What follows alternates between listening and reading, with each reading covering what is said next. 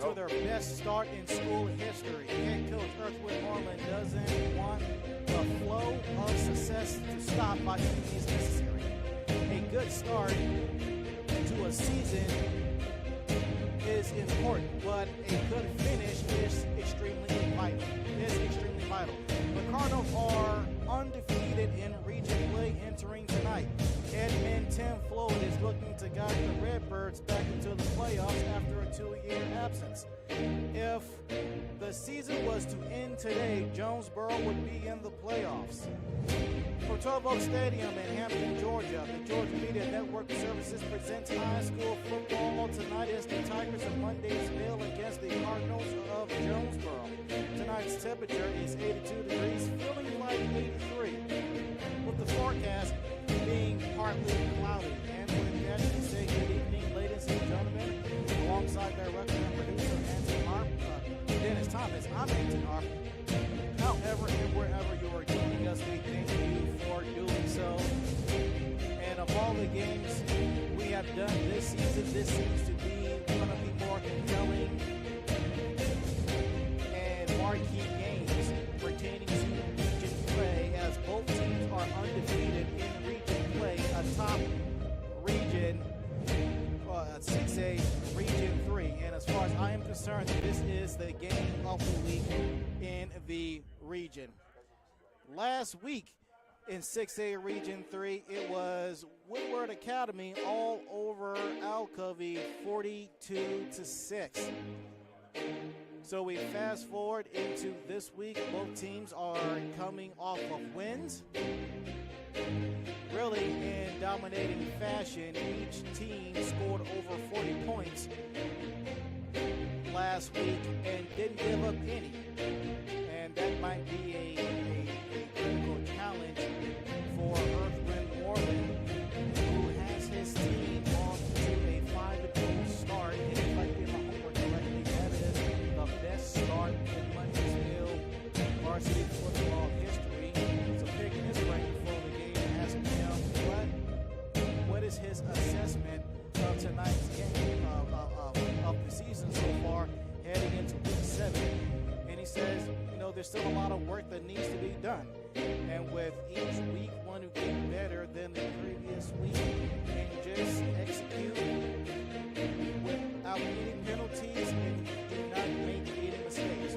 So I also asked him, what are the keys for tonight's game going up against a defense that is very rough, a defense that has only allowed 53 points to their opponents, and he simply told them to play their brand of football, of Tiger football, and do not focus on what it is that the Redbirds and Jonesboro Cardinals do pertaining to their side of the football. And speaking of Jonesboro Cardinals, who is head coached by Tim Mundy, again, his team's defense has only allowed 53 points entering tonight's game.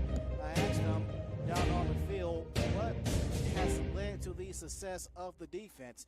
Well, he credited to the defensive line stepping up and have a very solid rotation. And on the offensive side of the ball, their running backs are running the ball, staying in bounds, which means the offense is controlling the time of possession, which means that the defense is not on the field for a very long time, so they can stay refreshed as much as possible. And also like to give credit to their own secondary. So entering week 7 of the regular season, what is Tim Floyd's assessment of his football program, and overall is simply wants consistency. Consistency is going to have to be key, because these Mundyville Tigers are a team that can put points on the board. Jonesboro, they can also put points on the board as well. So as far as I'm concerned, ladies and gentlemen, we have ourselves a clash of the Titans from 12 Oak Stadium in Hampton, Georgia. And we will step aside and take a brief 2-minute timeout on the Georgia Media Network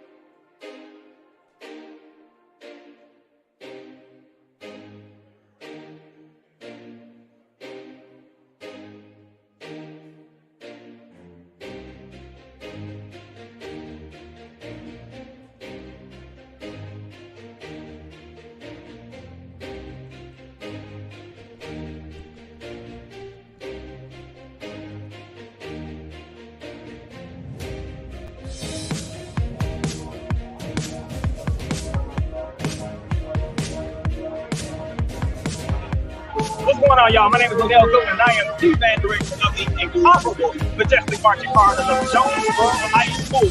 And you are tuned in to Georgia Media Network Live. Gotcha. Thank you. So, this is Coach Williams from Mundy Middle High School. We watch the Georgia Media Network Live. Great. My name is Antoine Scott, and I represent Mundy Middle High School, and we watch the Georgia Media Network Live. My name is Alicia Griffin. I'm a parent at Mundy Middle High School. You're watching Georgia Media Network Live.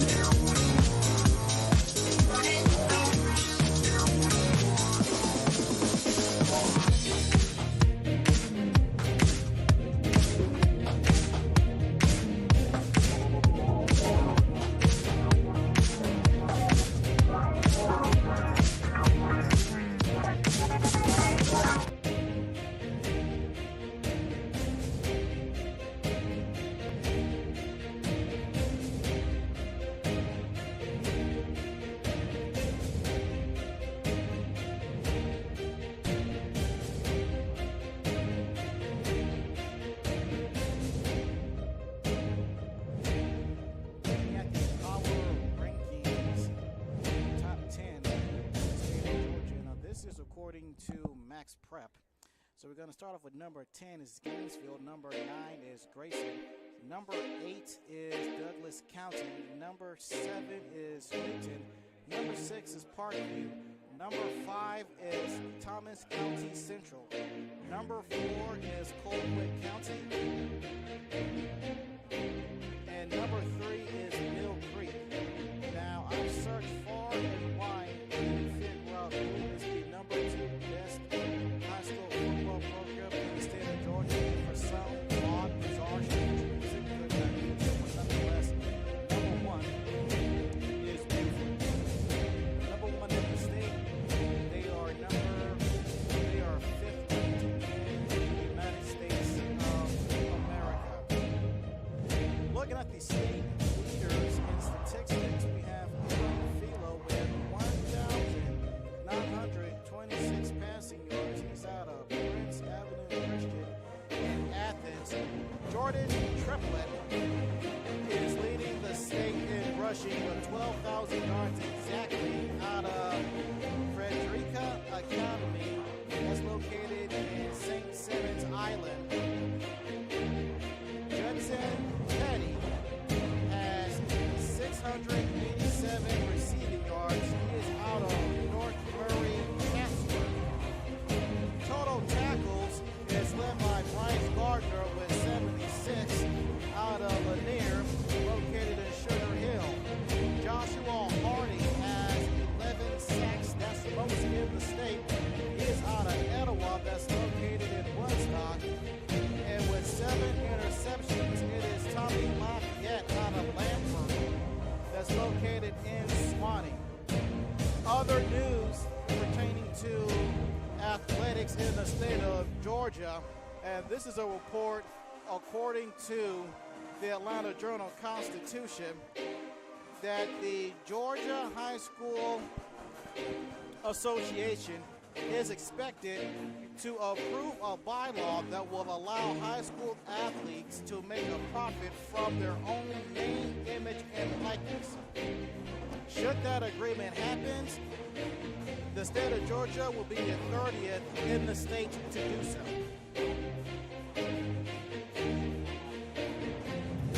Well, ladies and gentlemen, it is almost time to shake, rattle, and roll from 12 Oak Stadium in Hampton, Georgia. Glad you are with us, however and wherever you are joining us. We thank you for doing so. As the Jonesboro Cardinals, they are set to receive the opening kick here.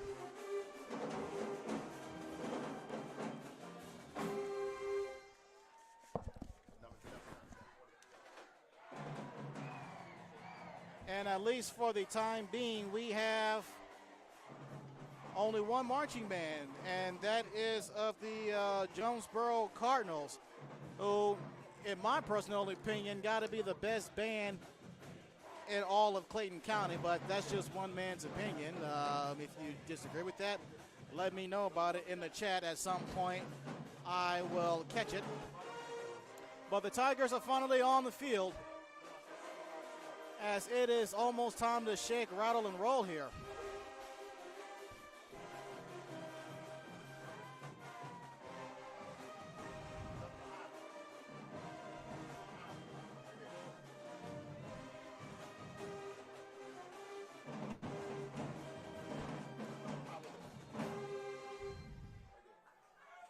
That's a very loud band. There's the set, there's the kick, and we are underway, and that will be a kick that will take a bounce out of bounds, and there goes Laundry on the field just like that, and we are underway. That's bad news for the Tigers, but that's great news for the Cardinals.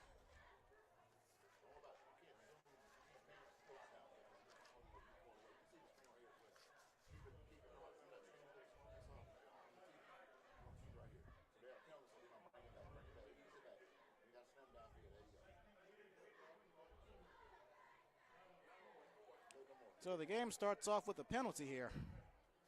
That's not good.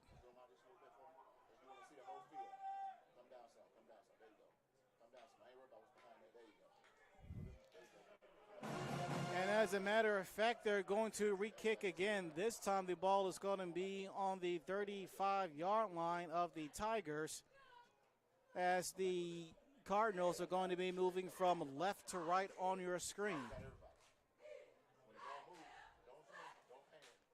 Glad you're here with us on a pleasant Friday night as we have reached the back end of the month of September. As we enter in October, that's where mistakes has to be minimized. Received from the 15-yard line and gets to the 30, flagged down, taken down at the 45-yard line from behind. And we have a player down as the kickoff return was by Jeremiah Collier.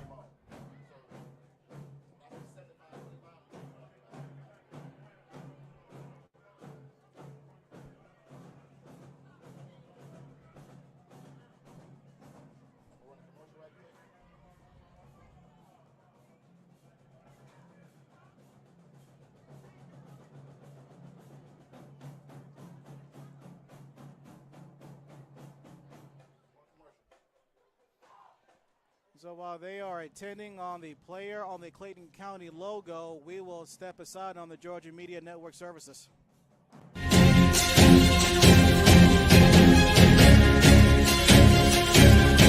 You're watching Georgia Media Network Services live on YouTube.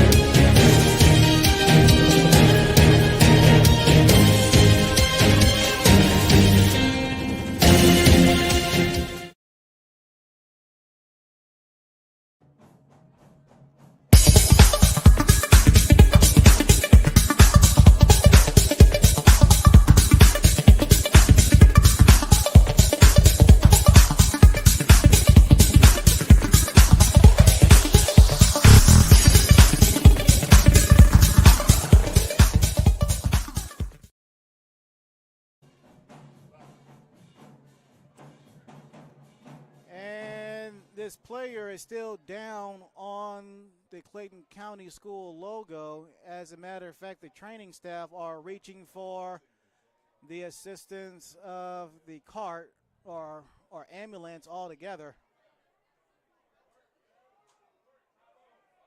And this is something that you never want to see.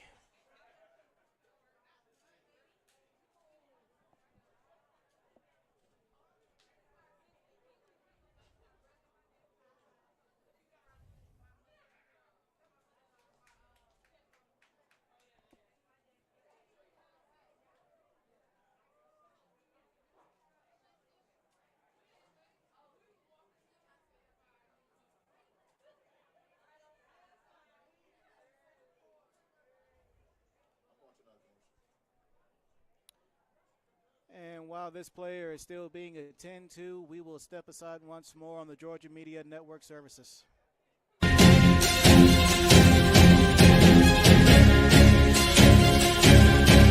You're watching Georgia Media Network Services live on YouTube.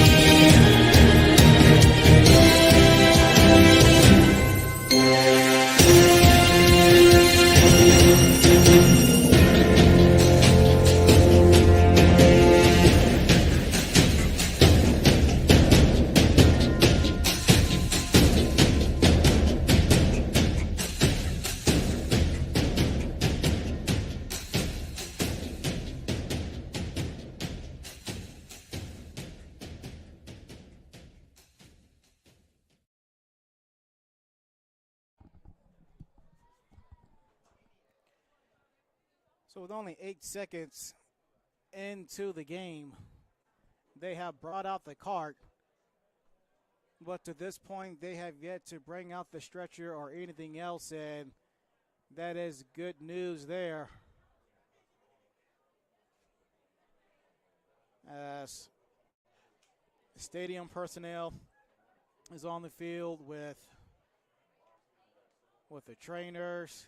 Head coach Earthwind Moreland is making his way, is there on the field.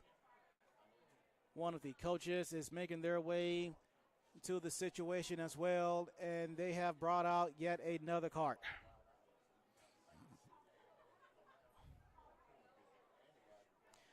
Well, like I said, as long as they don't bring out the stretcher, we are good. You never want to see a stretcher.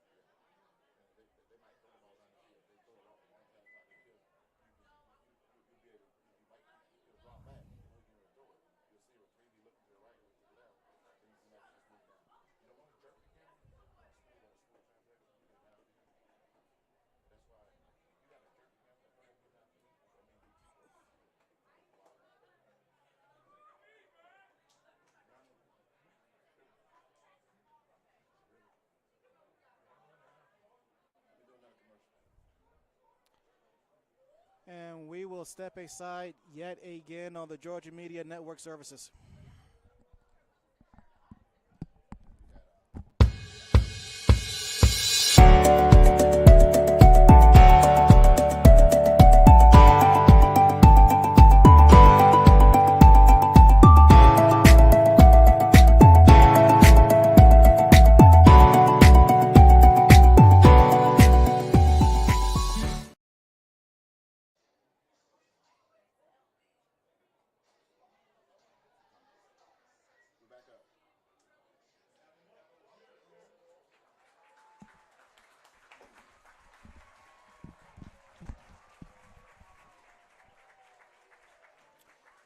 As the player gets a nice ovation as both teams return onto the field.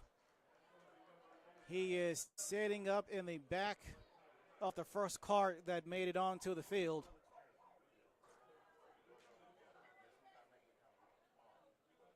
And hopefully at worst, this is just a stinger, something that he could sleep off. And he could be good to go within a few days from now. But we're glad you're with us.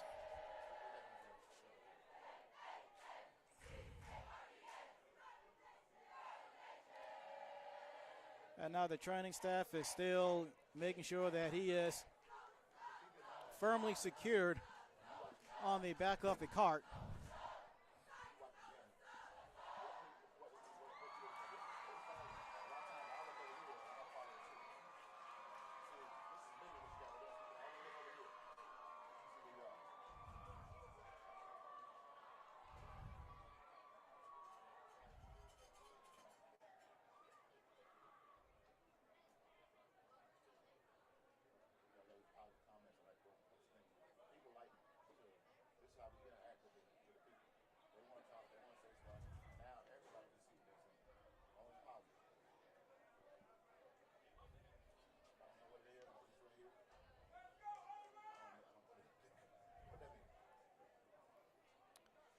The Georgia Media Network Services is a 501c3 nonprofit organization. It's dedicated to career development and academic achievement through media technology. Our organization is committed to providing students with a media opportunity, technology support, and training that will prepare them for careers in the media industry. For more information on the Georgia Media Network Services, please contact us at gamedianetworks.com or georgiamedianetwork@gmail.com.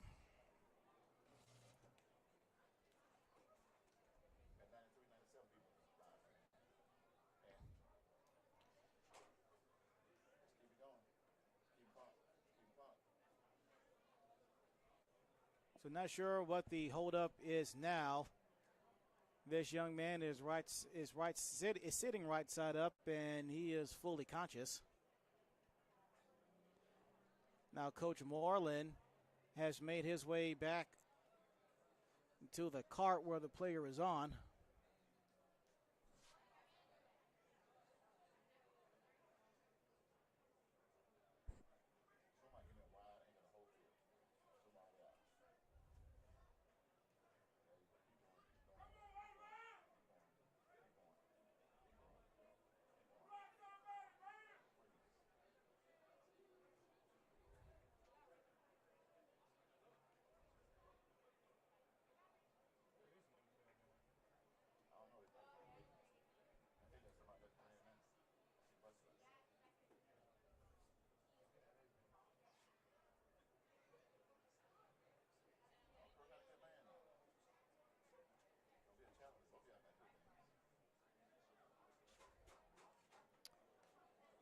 All right, both carts are beginning to make their way off the field.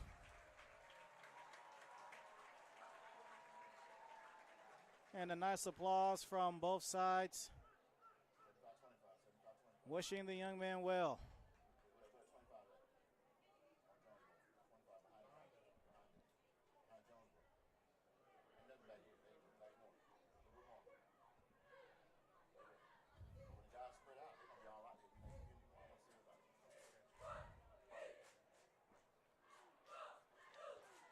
Well, for a while, I've been trying to get a read on the jersey number.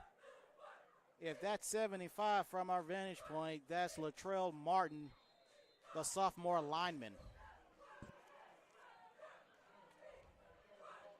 So now we are set and ready to play some football. 1st and 10 from the 15-yard line. Cardinals have multiple men in the backfield. Now they are switching it up, as it is It is Jamon Jones as the QB. He loses a defender at the 15, running upfield with people. Get the flag down. It came at the end of the play, tackled near the 40-yard line. Jamon Jones is your starting quarterback this evening for the Jonesboro Cardinals. At least through 5 games, he's gone 36 of 68. For 627 yards and 6 touchdowns. He's having a very solid season, as that penalty is going to be on Jonesboro. And that pitch and catch in the flat, essentially, it never happened.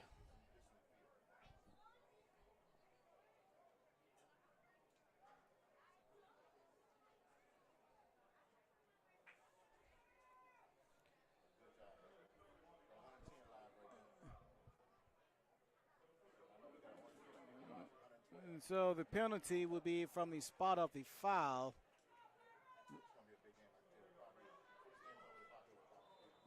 Likely a hold, 15-yard penalties. Now the ball is back at the 24-yard line. Crowded backfield, got a man in motion. There's snap, there's a play fake, and eluding a defender, wrapped up and taken down.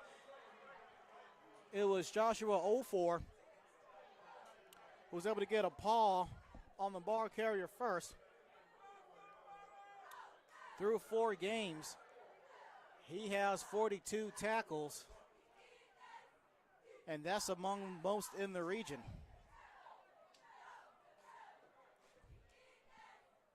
That's a gain of 6. Second down and 4 here. Ball at the 21-yard line. Ball's on the far left hash. There's the snap. Here come the rush, throwing down the field. That is bobbled and almost intercepted.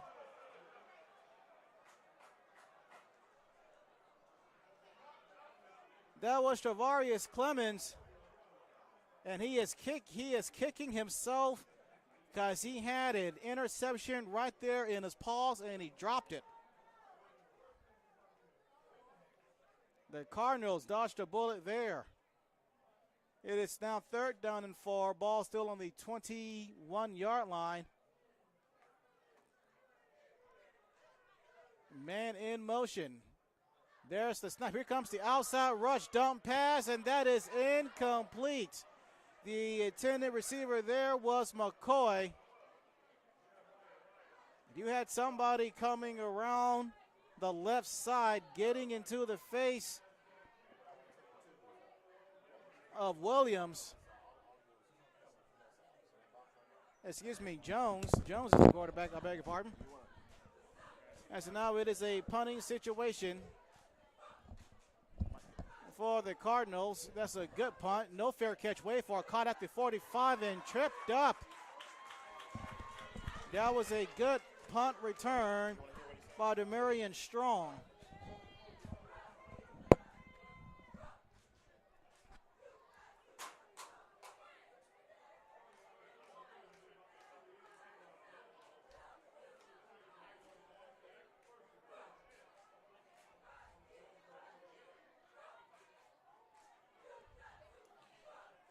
So now looking at the the Monday's Mill Tigers offensive unit, and they're in good field position. Ball is down at the 38-yard line as the Tigers are moving from left to right on your screen. Ball is on the near left hash. 1st down and 10. Morton is your starting quarterback. It's going to be a handoff running outside, going nowhere. That was Christian Gonti through 2 games. He's had at least 5 sacks. At least 5 tackles.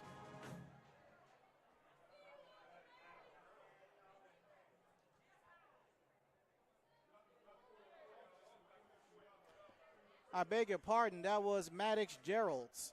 Maddox Geralds, the linebacker, made that tackle of Andrew Griffin. Loss of 4. Play fake on 2nd down, throwing far side. Catch made, not gaining a whole lot of yards there. Looked like that was Trevino Burnett Jr. making that catch to the far right side up the field. So they gained their 4 yards that they lost back there. It's now 3rd down and 10 from the 38. Ball is towards the far right hash. Morton out of the shotgun. 2 wide receivers on each side. The halfback standing on the right side. There comes the snap. Throwing far side. That is incomplete. Looking for Jerry Bolton. Bolton is a senior. And that's a quick 3 up and 3 down. Well, we hear Jonesboro's marching band. We're going to be hearing them all evening, and yet we have yet to see the Monday's Mill Tigers marching band. There's the snap. There's the punt. It's a good punt. And the punt will be spotted inside the 5. Javon Tavius Wyman didn't even bother to try to return the punt. Jalen Carolina, the quarterback / defensive back, down the ball at the 4-yard line.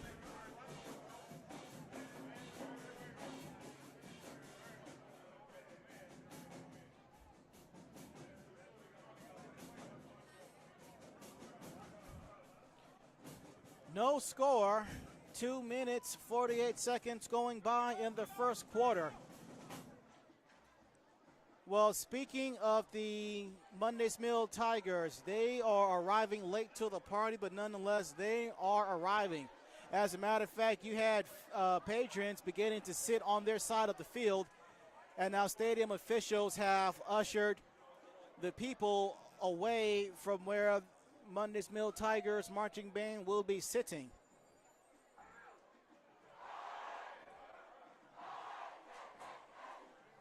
As we have a very late penalty on the field, looked like that was charged to Jonesboro.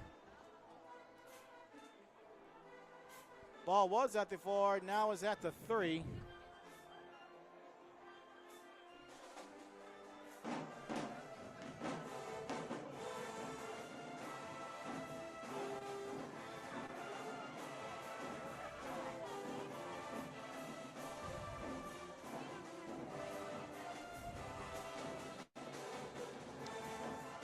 Look like we are set and ready to go. It's going to be a handoff on 1st and 10, getting to the 10, tumbling his way to the 15-yard line.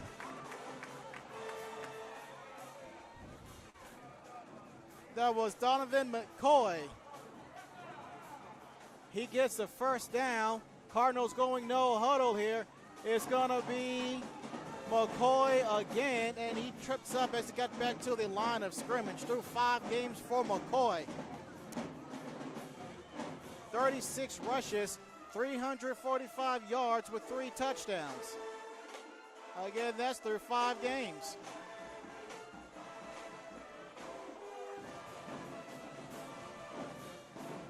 Ball is at the 15-yard line, 2nd down and 10. Ball is on the near right hash. There's the snap. It's going to be another draw. It's going to be McCoy, and McCoy was wrapped up, crossing the threshold of the line of scrimmage by Travaris Clemens. Through 3 games, got at least 13 tackles and a sack for 1 yard up to this point.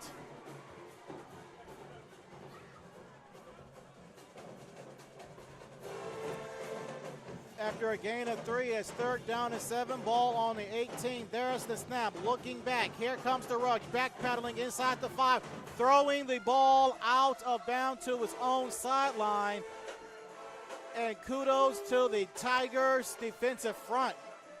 They are being very aggressive early on against these Jonesboro Cardinals offense.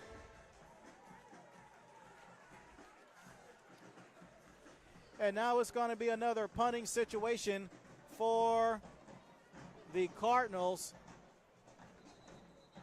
There's the snap, there's the punt, there's the whistles. The play is dead. Offsides on Monday's Mill. That's their 2nd penalty of the game thus far. So what was 4th and 5 is now going to be 4th and 2.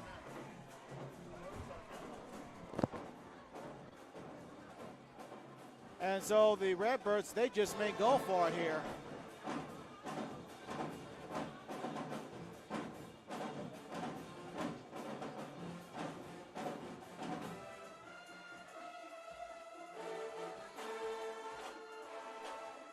And they're still going to punt it. There's a very shaky snap, and the punter can't get the kickoff. Down goes the punter. The punter is Christian Smith, and he was wrapped up and taken down by Joshua Ofor, among others. And the Cardinals turn the ball over on downs.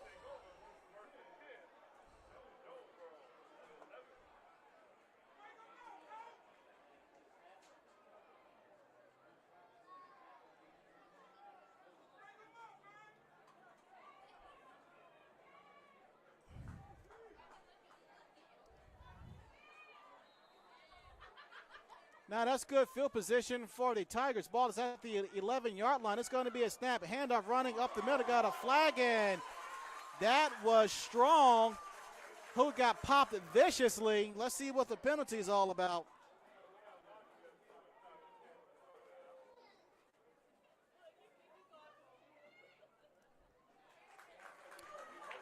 And that's going to be against the Tigers.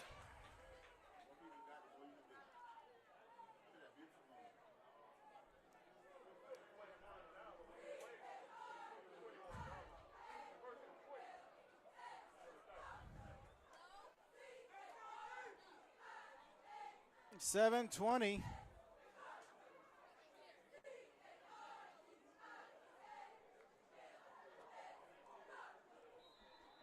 So that's a hold. It was first down and 10 at the 11. Make that first and 20 from the 21. There's the snap, handoff, and backpedaling, trying to gain yardage, could not do so.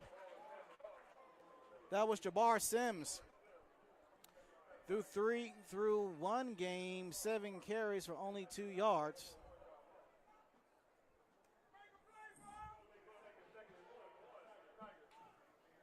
Five minutes have gone by here in the opening quarter.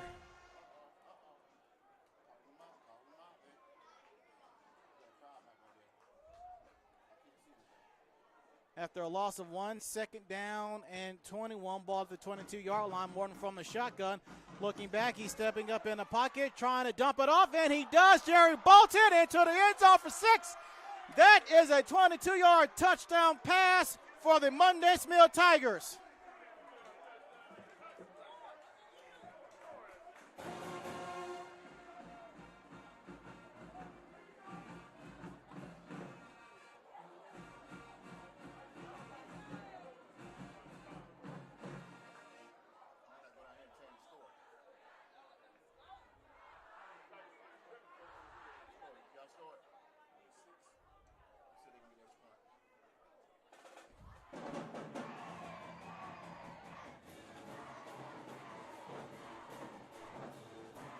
Setting for the extra point, and wow, watch out now. There is no flag on the field as the 2-point conversion failed.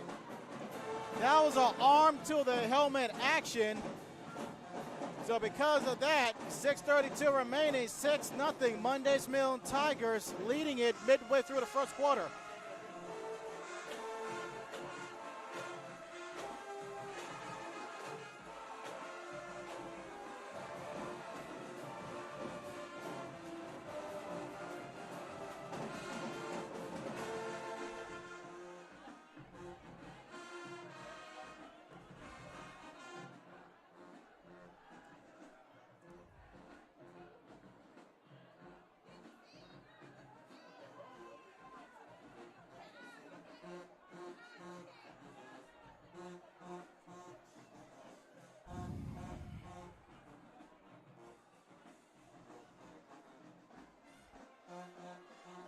Folks, we're going to have all kinds of a battle on the field, a battle with these bands. Hopefully we get to see some field drill action on the field at the half. Again, both these schools are out of the Jonesboro area. Let us see what the Cardinals can do to answer back. And that is the first points allowed by the Cardinals defense in 8.5 quarters. Short kick received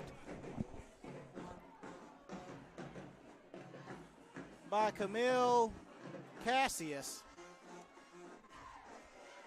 He caught the ball, and then he just hit the deck at the 31-yard line, it looks like. And so now the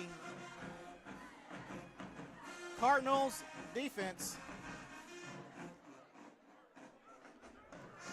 and now the Cardinals offense, I beg your pardon, they will get their third possession of the first quarter here.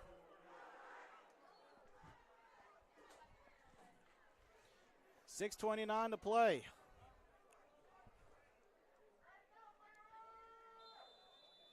One man in the backfield, 3 wide receivers to the near right, 1 in motion. There's going to be a draw play, fake throw down the middle. That is caught over the middle, then he dropped it. That was a sure first down that was dropped by Montez Redding. Redding is a senior. And hopefully that will not come back to haunt the Cardinals in the later on in this drive.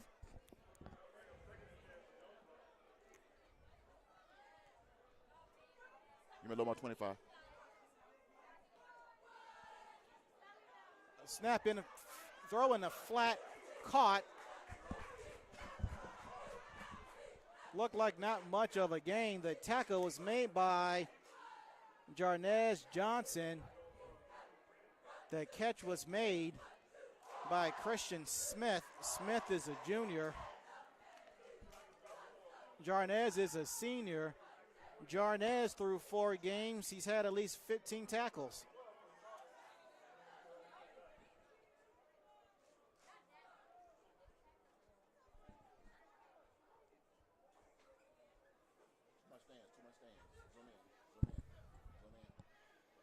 Third down and 12, ball at the 29-yard line. Under 6 minutes to play. We have Laundry on the field, possibly a delay of game. That is a delay of game, and that will be against Jonesboro. We are tied at 3 in penalties here.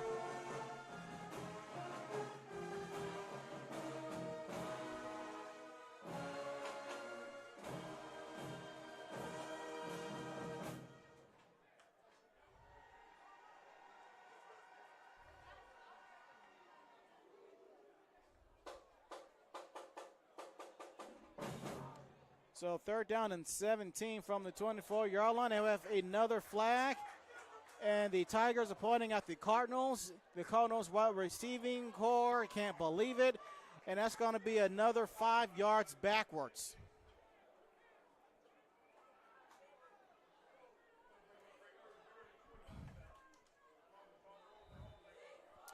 No, that's going to be third down and 22.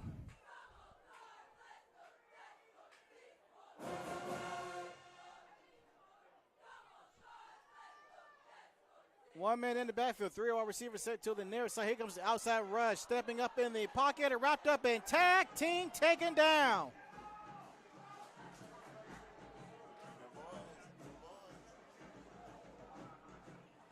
Down goes Jones.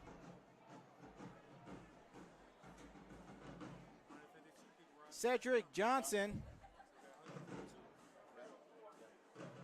was one of the players on the sack there.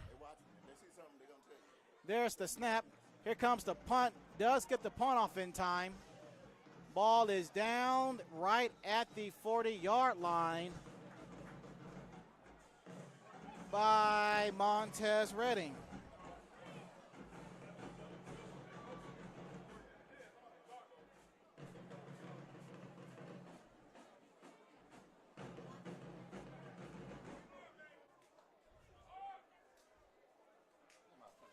Six-0 our score, 4:20 to play in the opening quarter. A 22-yard touchdown pass from Morton to Bolton for the Tigers. The 2-point conversion was failed.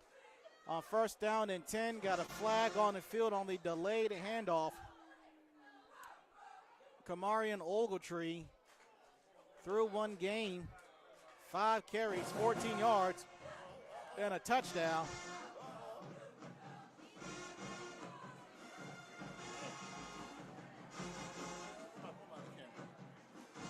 See what the penalties for. It's going to be a false start on the Tigers.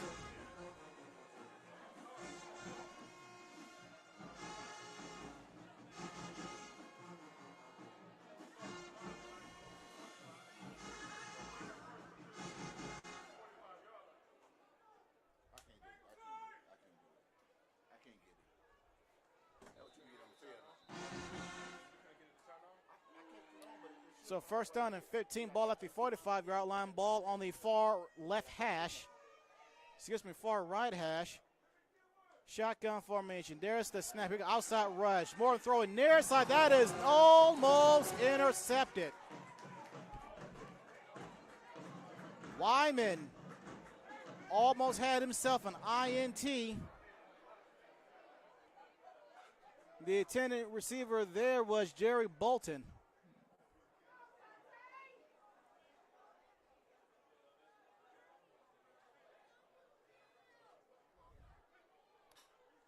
Under 4 minutes to play now.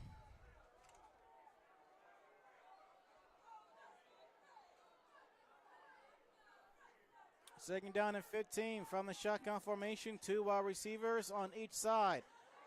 Morton looking, throwing down the field. That will through, just out of the reach of Jerry Bolton. He's the intended receiver. Jamar Owens was on the coverage.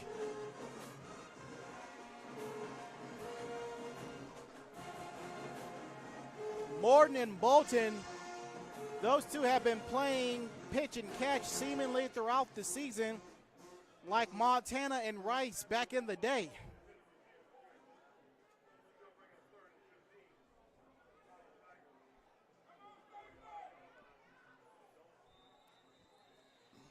As look like we have a timeout, and we do. It will be charged to Monday's Mill. That is their first team timeout.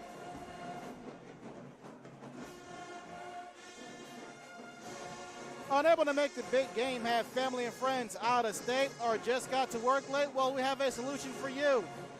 Just stream the game live from wherever you are by searching on YouTube or Facebook to see your favorite sporting event live. Remember, search Georgia Media Network Services. It's free.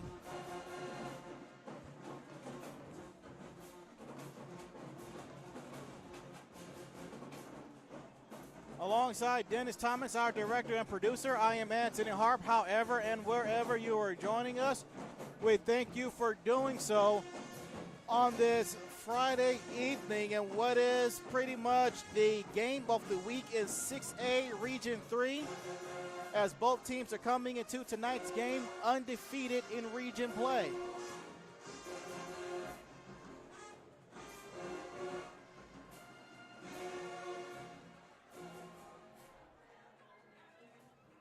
Yes, these bands are very well trained. They can keep playing as long as they keep the volume down so the refs won't make a big fuss about it. Third down and 15. Shotgun formation is a play fake, launcher on the field.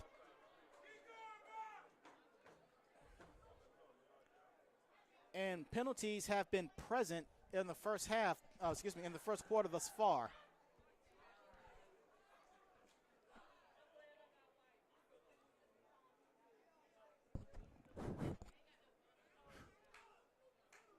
There is no penalty or anything, and Morton and the offensive line, boy, did they dodge a bullet there. What are they doing? So you got Boger coming out and Jalen Carolina coming in. Morton is standing beside Carolina. 4 wide receivers set, 3 to the near left. Here comes the snap. Here comes the rush. Throwing the ball far side. That will be incomplete. There goes the flag. Matthew Strickland was the intended receiver. That was a clear passing interference. Looked like that was Chris Francis, the cornerback, the junior.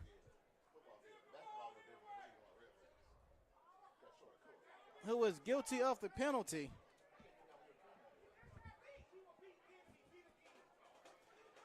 So that's going to be, there should be a fresh set of downs for the Tigers. And it is a fresh set of downs for the Tigers.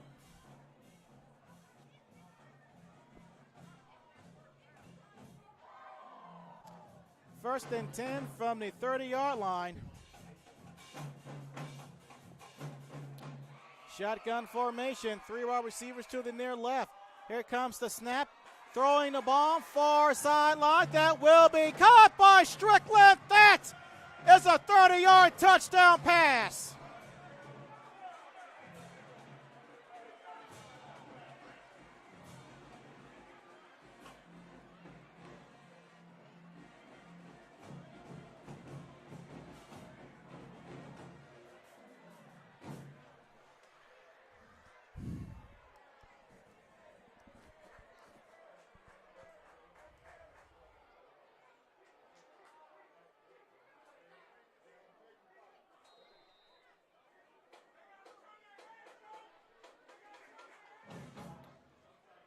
And they're going to go for the two-point conversion. In fact, Morton is coming out of the game. He comes out limping a little bit. And they're going to go for the PAT here. The snap, the hold, the kick is up. The kick is no good. The PAT was good. The kicker was on his back, but no penalty there. 3:35 remaining. PAT is no good, but the Tigers of Monday's Mill are leading the Jonesboro Cardinals 12-0.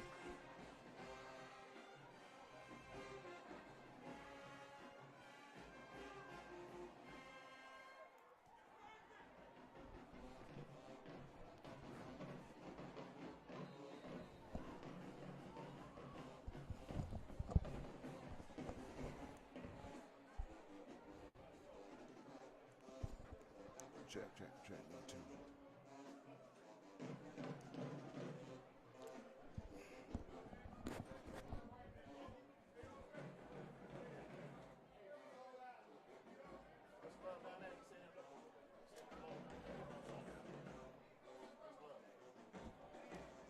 This has not been a pleasant first quarter for the Cardinals.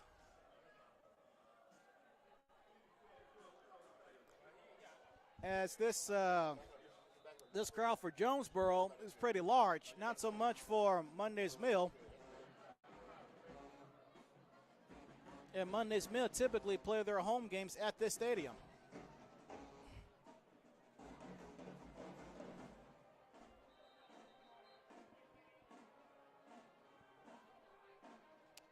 And the ball will be kicked on the far right hash. There's the kick. Good kick. Received at the 25. Gets to the 30. Using his blocker, trying to turn in corner, and eventually ushered out of bounds. That's Montez Redding there on the kick return. Gang of about 15 to 20. 3:29 to play. First quarter here. Looking at the Jonesboro Cardinals, they are 4-1 overall, 0-2 in region play, representing what is known as Jonesboro. In their last game, they shut out Rockdale County 44 to absolutely nothing.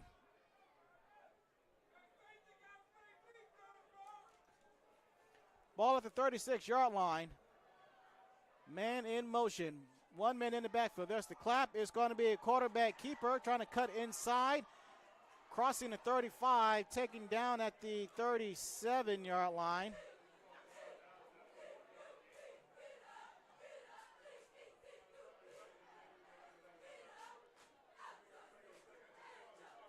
That was Wyman. Wyman with the short carry there. Through 5 games, 11 of 20. 90 yards, 2 touchdown passes. There you go, right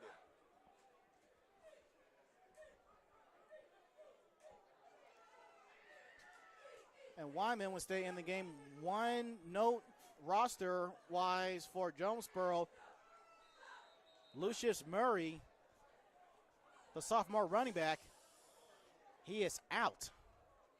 I cannot figure out where your camera's not working. And we have a timeout here. A timeout charged to Jonesboro. That is their first team timeout. Each team has 2 timeouts remaining here.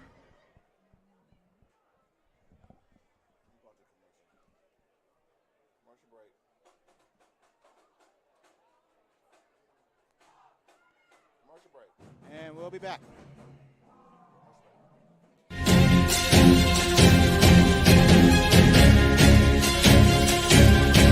You're watching Georgia Media Network Services live on YouTube.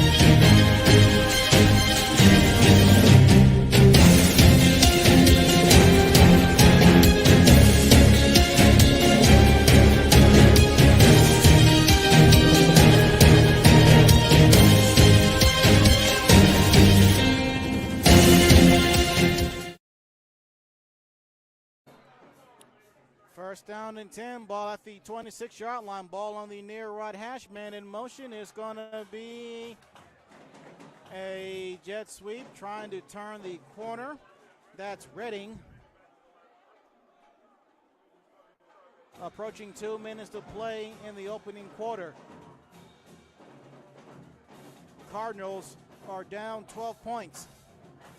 And that's something that really hasn't happened a whole lot this season, where the Cardinals are trailing, but that is the case thus far in the opening quarter. It's going to be third down and 10. Got to get to the 46 for a first down. There's the snap, rolling out near side, being rushed, throwing downfield. That is caught at the 40, inside the 35, wrapped up and taken down.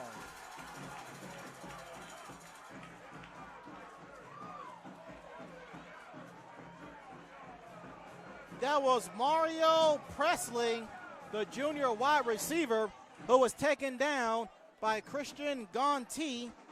Gonti through 2 games, 5 total tackles.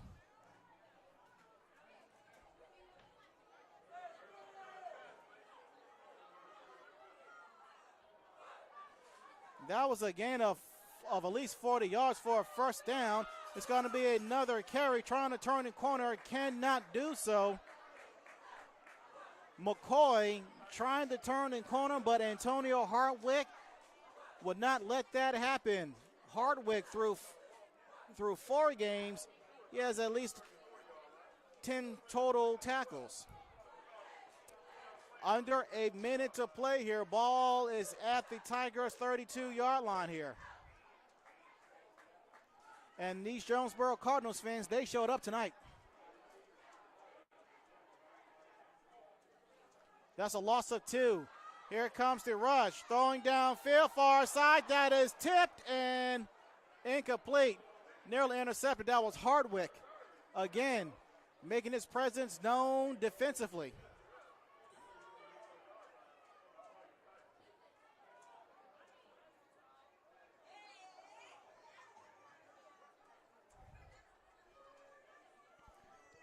The clock stops at 37 seconds, excuse me.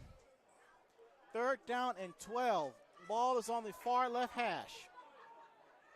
3 wide receivers to the near right, 1 to the far left. The halfback standing on the right side of the quarterback, Wyman. He's rolling out near side right. Throwing down the field to the end zone. That will be. Either way, that's incomplete. It looked like Jarnez Johnson, he had more of his paws on the ball than the intended receiver, Jamar Owens. 4th and 12 coming up, 29 seconds to play.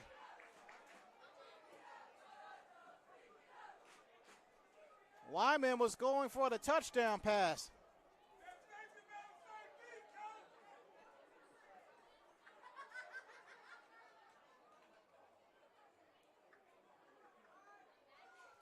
There's the snap for the punt. Gets the punt off in time, and it will take a little bit of a Tigers bounce. Ball will be down at the 21-yard line, 19 seconds to play.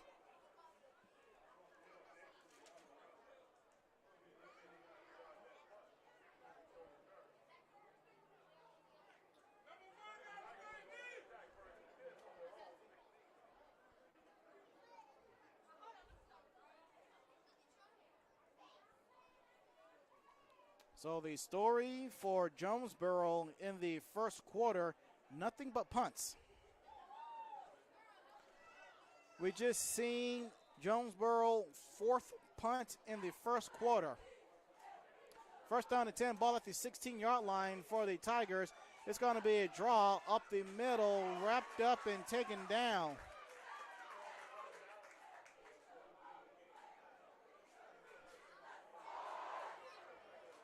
Now, Jamaria Collier took down Andrew Griffin.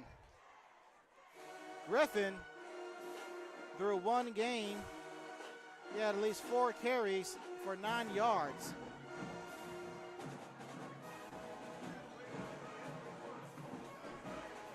And that will be the final play of the first quarter from 12 Oak Stadium in Hampton, Georgia. All Tigers here, 2 touchdown passes by Morton. Is 12-0. Tigers leading the Cardinals on the Georgia Media Network Services.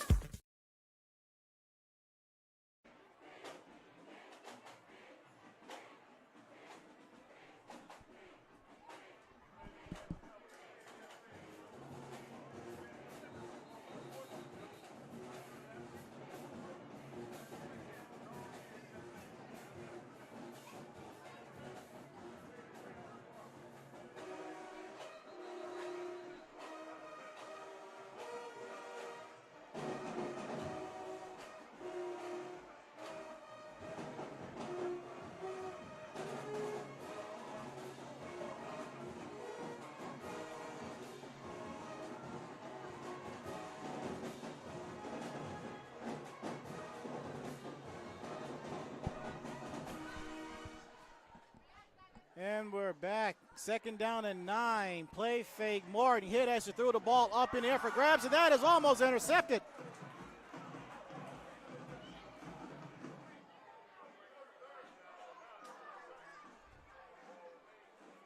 Jerry Bolton was the intended receiver, but Owens and Gerald's was there playing throw 'em up, eat 'em up. One of those two nearly came down with it.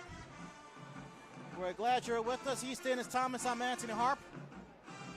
However and wherever you are joining us, we thank you for doing so.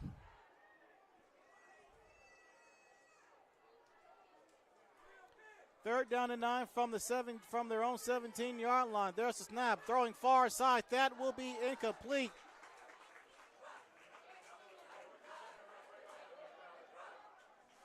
That was through the hands of Matthew Strickland, which through 3 games, 8 catches, 118 yards.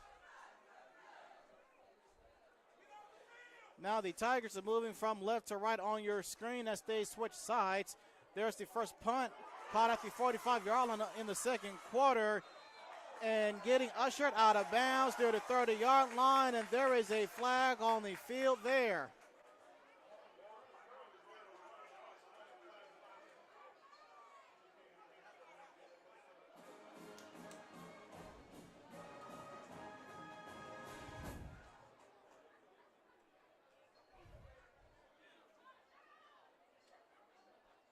That penalty is clearly going to be in favor of the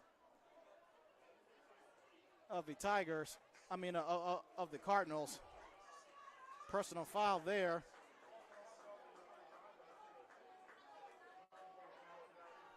First penalty. 24 seconds into the second quarter, and the Tigers are already gets bit by the penalty bug.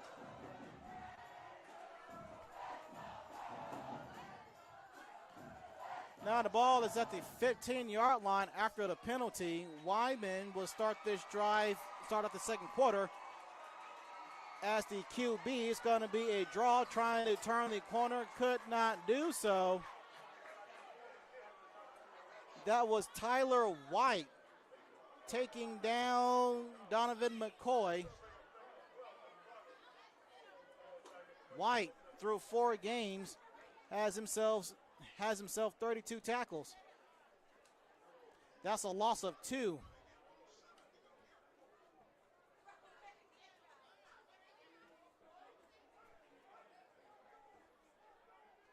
Second down and 15. Ball is now at the 17-yard line as the Cardinals are moving from right to left on your screen. Wyman looking, throwing downfield, near side, caught at the 5, enter the end zone for 6.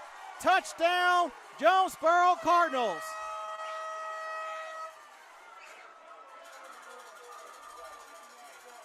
Montez Redding caught a 17-yard pass from Wyman.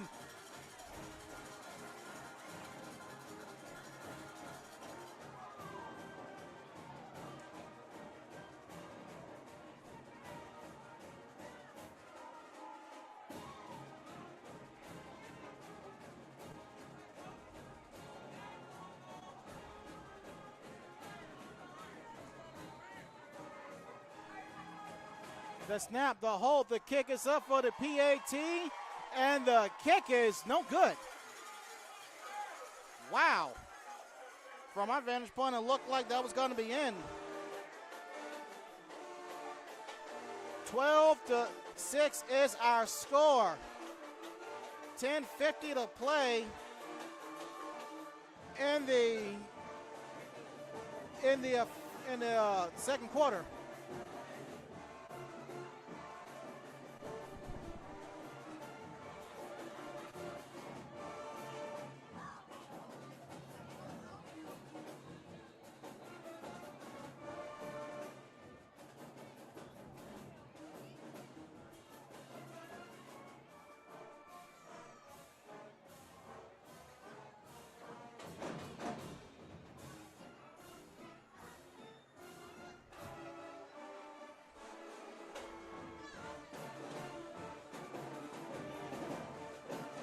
After a very pedestrian start for the Cardinals in the first quarter, they start the second quarter with points on the board in their first possession.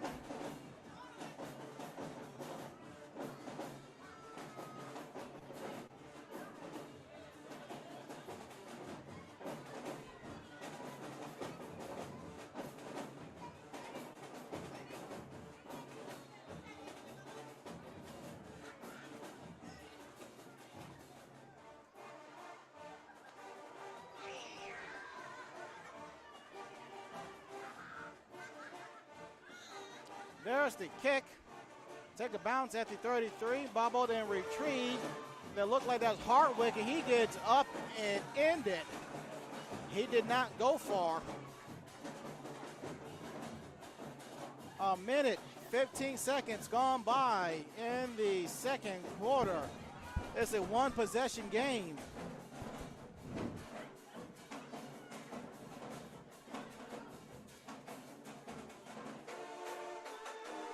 Looking at the Jonesboro Cardinals, they are out of, Mundy's Mill Tigers, they're out of Jonesboro. They are 5-0 overall, 3-0 in region play. In their last game, they shut out Forest Park at Forest Park, 43 to absolutely nothing. First down and 10, ball at the 29-yard line. It's going to be a draw running up the middle and not going anywhere.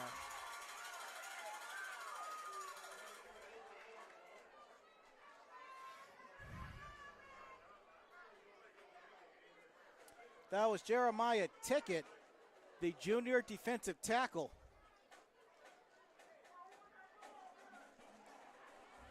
No gain.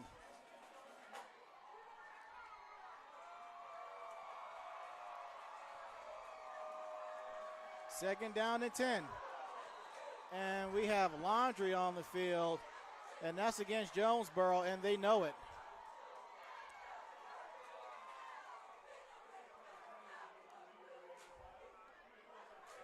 Hey, turn my mic on and talk with you. Hey. Ant.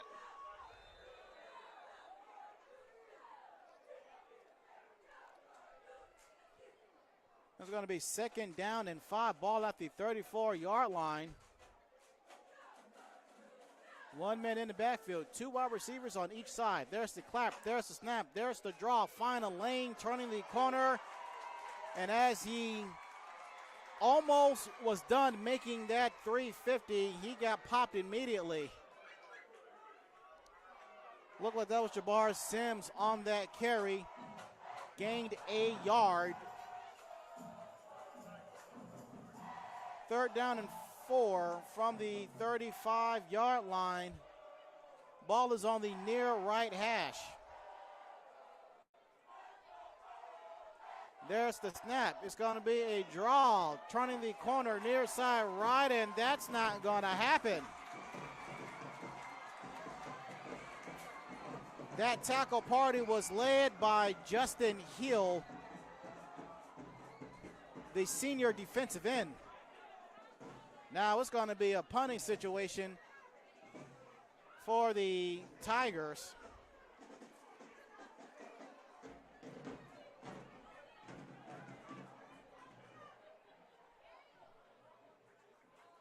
Clock is still running here. 8:40, clock ticking. First punt of the second quarter for the Tigers. There's the punt, and that will take a Tigers bounce inside the 30. Rolled down at the 26-yard line.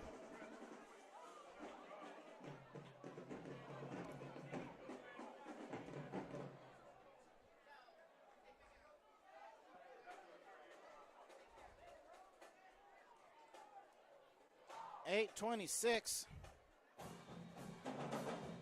In case you're just joining us, 2 touchdown passes from Donovan Morton to Bolton and Strickland for Monday's meal, making it 12-0. Extra points and PATs were no good in the first quarter. Second quarter, hot start by the Cardinals. Wyman, touchdown pass to Redding. PAT no good.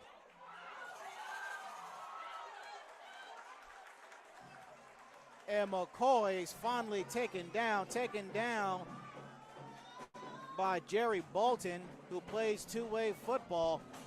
McCoy was doing his dance, playing hard to get. That's a gain of 8. No, that's a gain of 9. So it's going to be 2nd down and 1. Ball on the near left hash. Man in motion in the backfield. A little play fake. Throw down the middle. That is caught in a slant. Crossing the 50. Crossing the 45. Denied. The pile is going forward. How about the teammates for Jonesboro? The linemen, the big fellas, moving the pile forward, helping his teammate gain extra yardage, Anthony, and he does so for a big gain of 40 yards for a first down. It's hard to stand by and watch this game. I mean, let me say a couple things. If you're at home and you're watching this game, you need to call your students and family and friends. This is going to be a good game. I mean, both teams, a good thing God, he got time on the field. We can talk a little bit. This is going to be a game that you want to watch of the season. I think we thought the first game against Lovejoy and Monday's Mill was a big ball game. But Jonesboro, a team that only lost one ball game and did a few things wrong, and Monday's Mill is completely undefeated. These are I would say Clayton County, a rival game tonight. Is the biggest thing in Clayton County. Guys, this is an exciting ball game. There's a lot more to come in the second half, and not to mention the halftime show. Anthony, the halftime show. 2 of the best bands in Clayton County, Jonesboro and Monday's Mill. Folks, I tell you, I'm excited. We're here. We're watching it. We're trying to show you everything we can. I want to tell you, don't go anywhere for halftime. We're going to show you the halftime show, and you'll get a chance to see exactly what we see. I'm about to run out of breath. Go ahead. That was a 30-yard pass by Wyman. As Jonesboro's doing a little bit platooning at the quarterback position for now is Wyman. It's going to be a little play fake. It's going to be Wyman trying to turn in corner, trying to elude a wall of Tigers. Cannot do so. He gains positive yardage, though. 5 minutes have gone by in the second quarter here. The way Jonesboro is going, like they're going to get this thing in the end zone again for halftime. Both powerful teams, I'm telling you. The only thing I can say is pick up your cell phone, call your classmate, your staff member, your friends, your family, and let them know this is a game tonight. We don't know if the Birds are going to be bigger than the Tigers are, so we'll find out. 2nd down and 4. It's going to be a jet sweep near side. Blockers in front, crossing the 30. That was Christian Smith, the running back slash wide receiver slash cornerback who's in his junior year.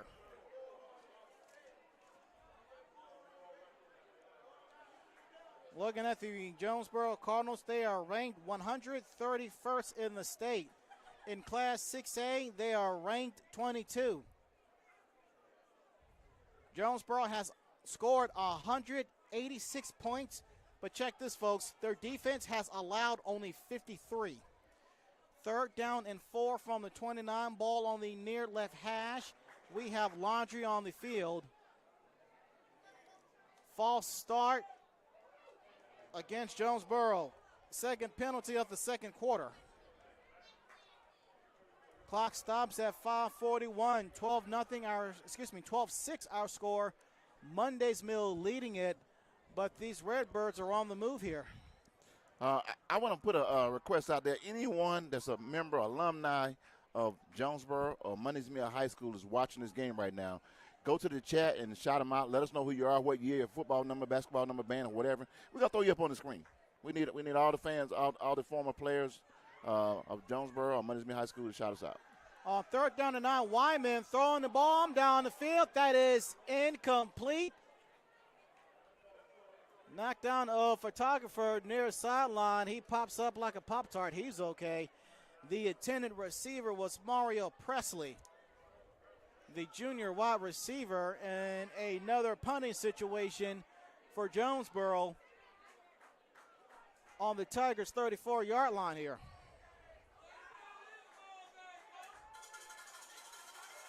There's the snap. There's the punt. Low line drive punt, and that punt will be down at the 1-yard line by Montez Redding. He's had himself a very active first half on both sides of the ball and now on special teams.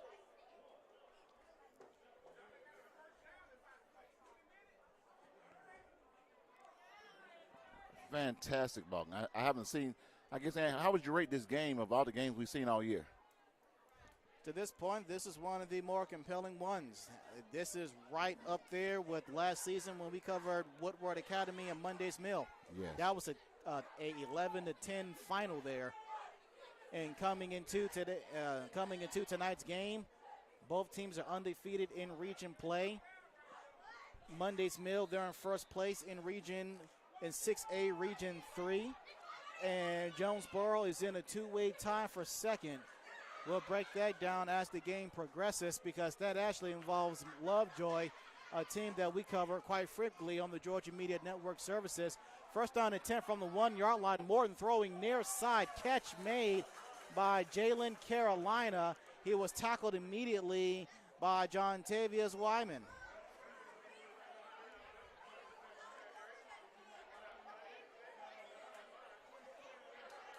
Seven minutes gone by. Coming up at the half, we will recap the first half, give you score updates pertaining to Region 6A, Region 3, and both bands have left the bleachers.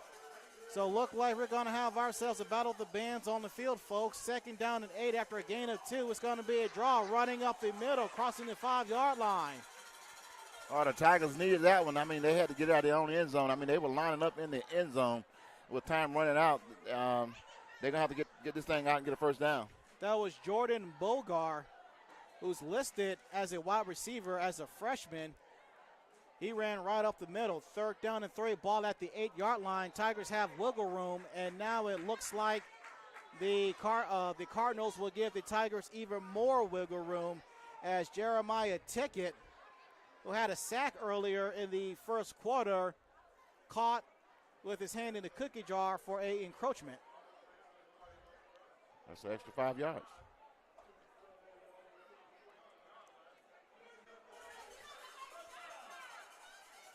That's going to be 1st down and 10. Fresh set of downs. Play fake, throwing far side for Morton. Catch made in the flat. What a tackle. I mean, that's picture football right there by number 17 for Jonesboro. You can't get any better than that. And the Tigers will go no huddle, no gain on the play.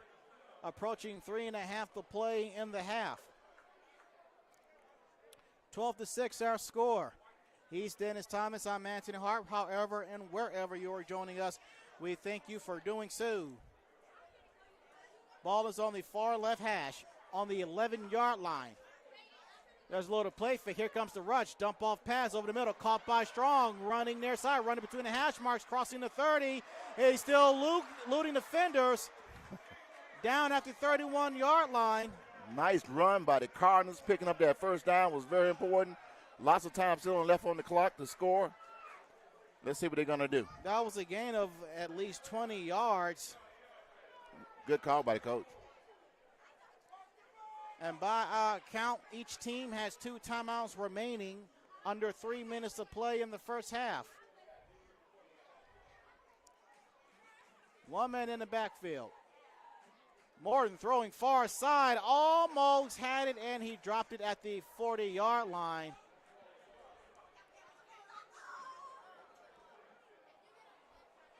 Looked like that was Antonio Hardwick. No, I beg your pardon. That was Demarion Strong, who just had a big play of a gain of 20 yards just a snap ago.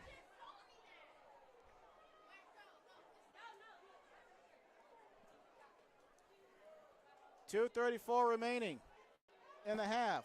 At the 31-yard line for the Tigers. Morton has 1 man in motion, 3 to the near right.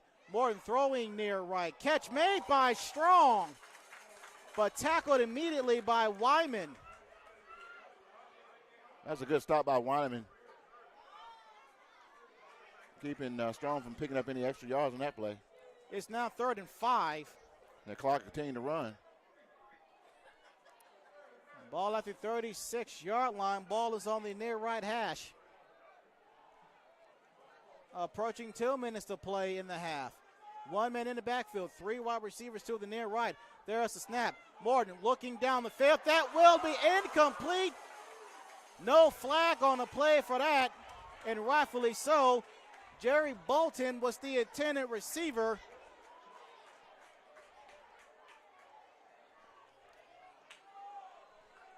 And the clock stops at 1:54. Now it's going to be 3rd down and 7. That was a flag. It looked like they picked it up, man. I don't know what it was, and I saw the official say it was declined. I'm glad it was. It really, both players had themselves in position to go for it. They just collided shoulder to shoulder in midair. And for a minute, I thought Mundy's Mills was going to go for it on 4th down, but I mean that been kind of a scary play. But it looks like they're going to punt away this time. And this will be the Tigers' 2nd punt in the half. There's the snap. There's the punt. It will get past the intended punter and the. Don't touch it. Don't touch it. No, they did not. They did. The Tigers claiming that they had it. The ball went by Donovan McCoy. I don't think the officials know either. They're not, no signal yet. Tigers are claiming that they have it. And they do. The Tigers do have it. I mean, the Cardinals are supposed to get away from that. I don't think the first guy touched it. I don't think he did either, but the ball clearly went past him. I mean, that was a real bad play. I mean, you can't make those kind of mistakes and put your opponent in scoring distance. Even though we only have a minute and some change on the clock. What do I record that as? I'm going to record that as punt/muff recover. Muff recover. I tell you, recorded as a 1st down and 10 for Mundy's Mill in the red zone.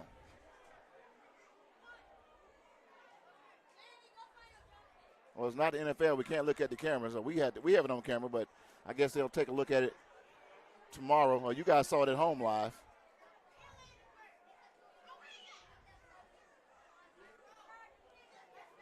If there's any good news out of that for Jonesboro, there is no good news for that. The Tigers are at the 12-yard line. They are inside the red zone, folks. If I can recall correctly, this is the first time the Tigers have been inside the red zone tonight.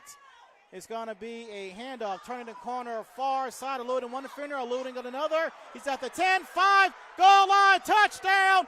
Mundy's Mill Tigers from 12 yards out. That's Trevino Burnett Jr. And flags on the play. That's the junior running back.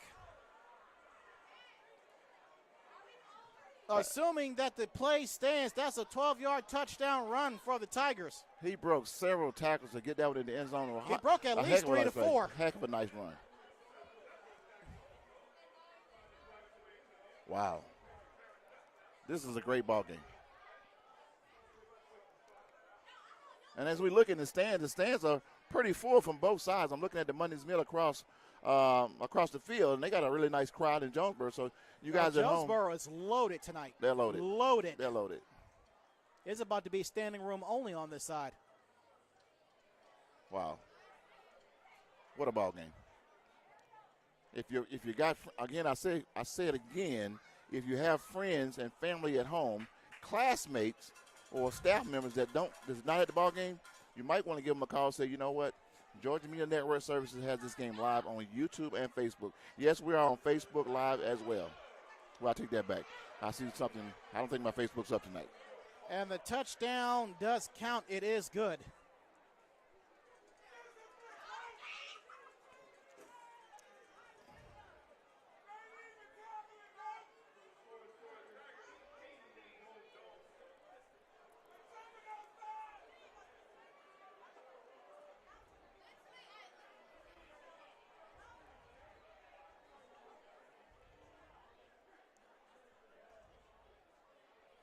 Looks like the bands are getting ready for the halftime show. What do you call it, Ant?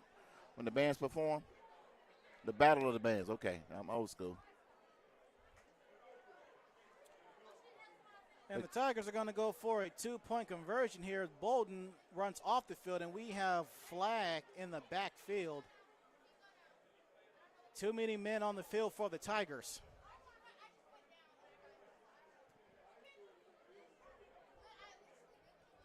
Or is it?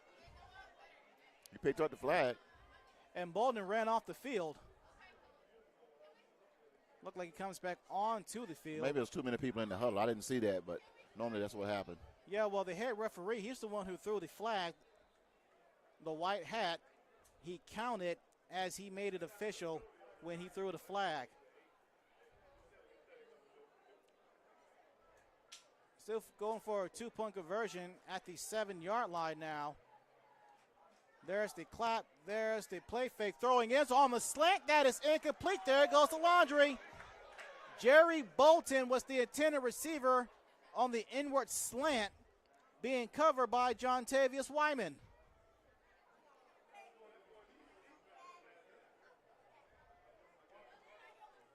So it looks like they're going to go for 2 again. Where will they spot the ball, at the 2 or at the 1?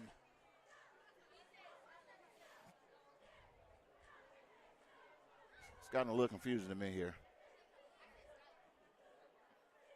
It looks like on the 4.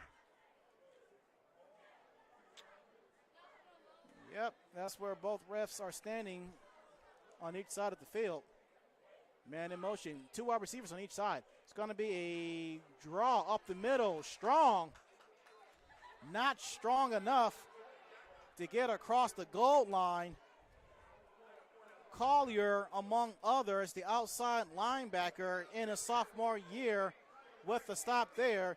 So the 2-point conversion is no good, but nonetheless, the Tigers of Mundy's Mill are up by 2 touchdowns, 18-6. 99 seconds to play in the half.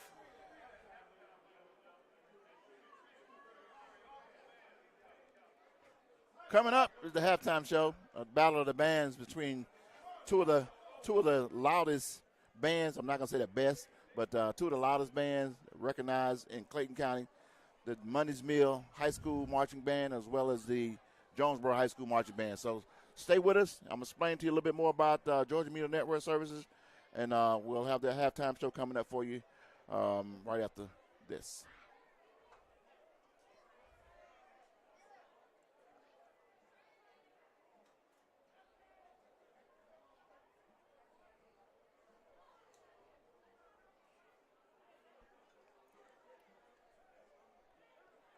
Can the Cardinals score? There's still time on the clock.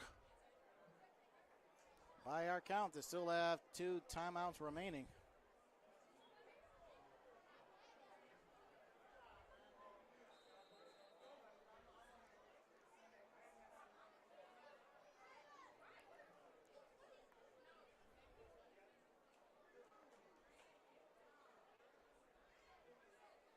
And the Tigers are moving backwards while the Cardinals are moving forward.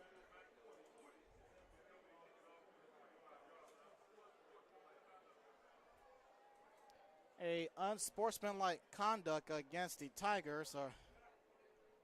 Third penalty in the second half, in the second quarter. They have 7 overall.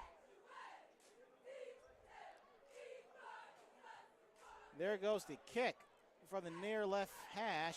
Muff the kick, recovers it, runs forward. From a vantage point that looked like Redding. A costly mistake for the Cardinals on a punt that set up a 12-yard touchdown run for Burnett Jr. The the 2-point conversion failed, making it 18-6. We'll break down the rest of how we got to our score in 1 minute, 23 seconds from now, as it looked like we are going to have ourselves a block party at the half as both bands are on the field getting set and ready to go. First down and 10 from the 48-yard line of the Cardinals. Ball on the far right hash, excuse me. There's a snap, throw, near side catch made by Redding. Tackle by Matthew Strickland. Strickland through 3 games has at least 4 tackles and an interception for at least 15 yards. 64 seconds to play in the half.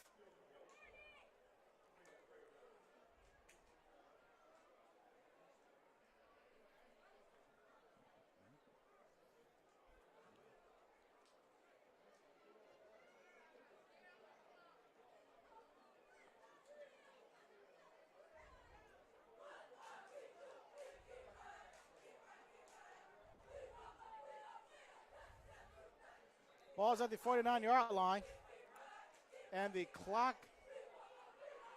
play will roll when the snap happened.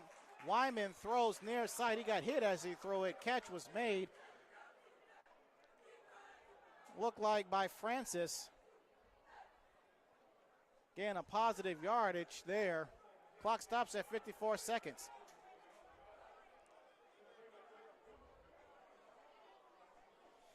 It's going to be 4th down and 2 after a gain of 5.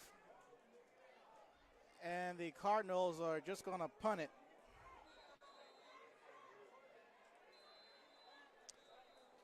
And now we have ourselves a timeout here. That will be charged to the Tigers. By our count, they have 1 remaining. Looks like the Tigers feel like within 54 seconds they can move this thing down for a touchdown, if not even a field goal. Let's see what's going to happen here. But anyway, coming up at halftime, we got the halftime show, the Battle of the Bands. Anthony's going to update you on the first half of the ball game, and I'm going to take probably a couple of minutes and explain to you a little bit about Georgia Media Network Services and where you come in at.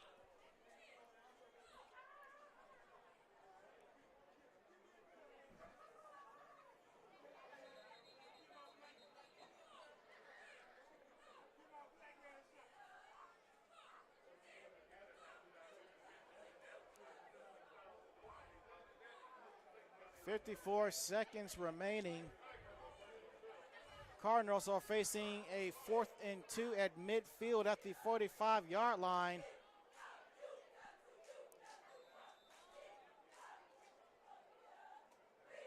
And they're going to go for it here. It looks like they're going to try and catch the Tigers offsides here. If that happens, that's 1st and 10. And it looks like that is indeed what they're trying to do.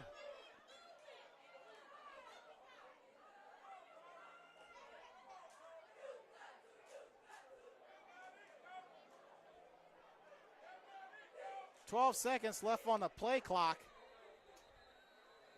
And a timeout is called by who? I don't think it's time. I think it was, well, I see no flags. So. No, it wasn't a delay of game. There was still a little over 10 seconds left on the play clock. No, there's a flag. There's a flag on the other side. I think you said, I think I saw him said there was motion. Yes, there was a lineman on the near left. It looked like he stretched his leg back and put it back in position. I saw that. Now the head official says disregard the flag. So the drama builds on 4th and 2 here at midfield. But who called timeout? We still don't know that yet. Nobody called a timeout. Looks like a timeout to me. Well, we thought it was a flag. Well, the refs thought it was a flag. Yep. Okay, there we go. Now the Cardinals, they're charged with their second timeout. So each team has one timeout remaining in the first half.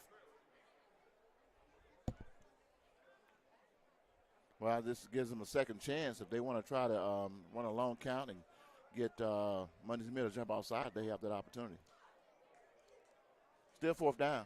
If you're the Cardinals, you're down by 2 touchdowns, and you got the ball to start off the game. So they're trying not to give the ball back to Mundy's Mill. Mundy's Mill, that's a lot of time on the clock. So. Yeah, because Mundy's Mill, they get the ball back to start the second half. Right. So right now, I'm saying they don't want to give it back to them and with a minute left on the clock. You know, that way they can throw the ball downfield and have a big play. So let's see what they're going to do. They're gonna punt it. There's the snap. There's the punt. Fair catch way for inside the 20. Catch made by Jornez Johnson. 46 seconds, still a lot of time on the clock for the Tigers. We've seen them with less time on the clock and be able to move the ball down the field and put it in and score.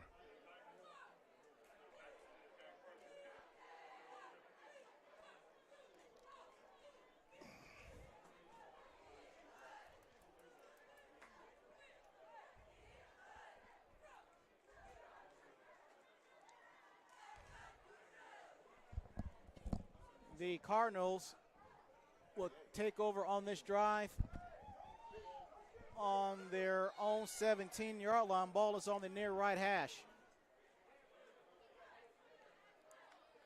There's the snap. Morton looking far side, throwing far side. Catch made far side. That was Strong with the catch. That was Francis with the tackle. 30 seconds to play. Ball at the 23-yard line. Second down and 5. 3 wide receivers to the near right. There's the snap. Morton looking downfield, throwing far side. That will be caught by Strong at the 50. Inside the 40. Russell out of bounds. That's what I'm talking about. That's what Jonesboro were afraid of, that they would take a big shot down the field. Now they're in field goal range and possible got a chance to score with still 12 seconds on the clock. That's a gain of 40 yards. Ushered out of bounds by Francis. Demarion Strong with a pitch and catch. Like he stepped down out of the far bounds left early. sidelines. Yeah, like he stepped out of bounds, so they bring it back a little bit. Either way, that's still a first down.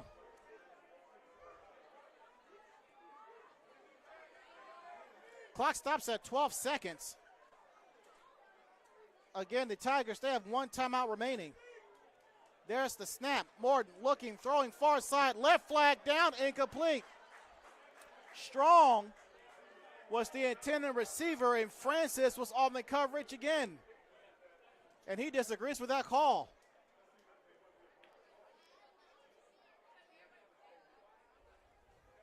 Six seconds. And they bring it back.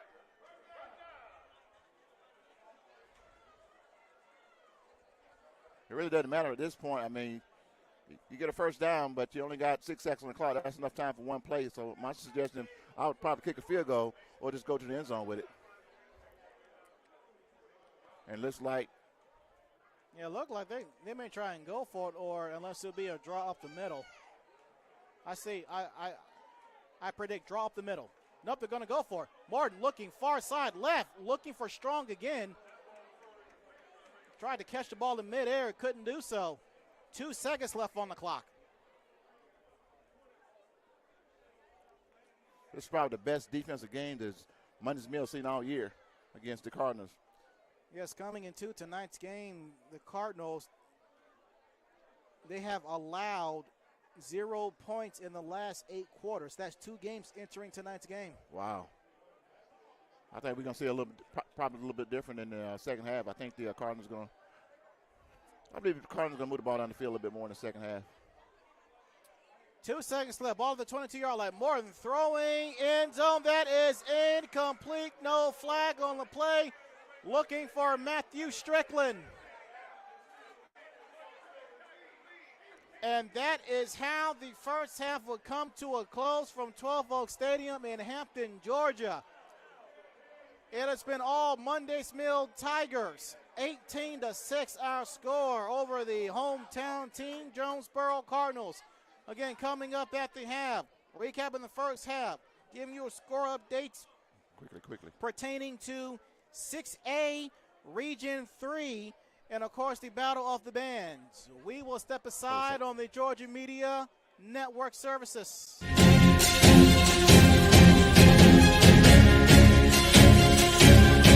You're watching Georgia Media Network Services live on YouTube.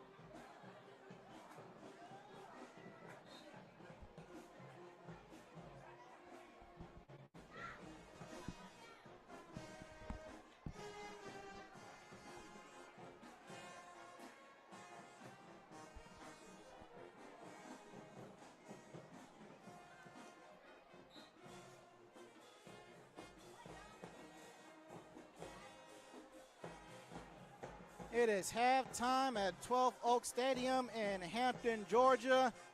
As you're looking at the Mundy's Mill Tigers marching band, their football team is leading the contest 18-6. And here is how we got to that score. Mid-first quarter, it was a 22-yard touchdown pass from Morton to Bolton. The two-point conversion failed, making it 6-0 at the 6:32 mark. At the 3:35 mark, it was a 30-yard touchdown pass from Morton, this time to Strickland. The PAT was no good, making it 12-0. We go to the second quarter, and that is where the Cardinals get themselves on the board. It is a 17-yard touchdown pass from Wyman to Redding, making it 12-6 after the failed PAT. Then late second quarter, at the 139 mark, it was a punt for a punt for Monday's Mill, but one of the receivers for the Cardinals, they muffed the punt, and it was more Tigers than Cardinals. Cardinals made a costly mistake, and the Tigers took advantage of it thanks to a 12-yard touchdown run by Burnett Jr. The two-point conversion failed, making it 18-6 at the half. So, like I said, for all intents and purposes, this was the game of the week in the region. And the prediction to myself was that this was going to be a good game, and thus far, this has been a good game. Looking forward to seeing what will the Tigers offense do against the Cardinals defense. And right now, clearly the Tigers, they won the first half, but it's all about what you do in the second half. And even though the Cardinals are down 2 touchdowns, the Cardinals are still very much in this game. Again, they're coming into this game in second place, 2-0 in region play. They're tied with, I believe it's Jonesboro. So a win right here would be detrimental to their standings. If they could get a win here, then they would be in first place in the region, and that is what the Cardinals need. Again, they missed the playoffs last year, trying to get back into the playoffs. And the way that they have started off the season, it looks like they can do that as well. So nonetheless, this has been a doozy of a first half, as it is a packed house on Jonesboro side. Many people are in the stands watching the bands, watching Monday's Mills band. As for Monday's Mills side of the field, they have their fans to show up too, but it's a little bit thinner on that side than what it is on the home crowd, as the dancers are doing their dance routine. What a first half. Expecting this to be a doozy of a first half, a doozy of a game, and then it was. So we will step aside and join the Tigers marching band in progress on the Georgia Media Network services.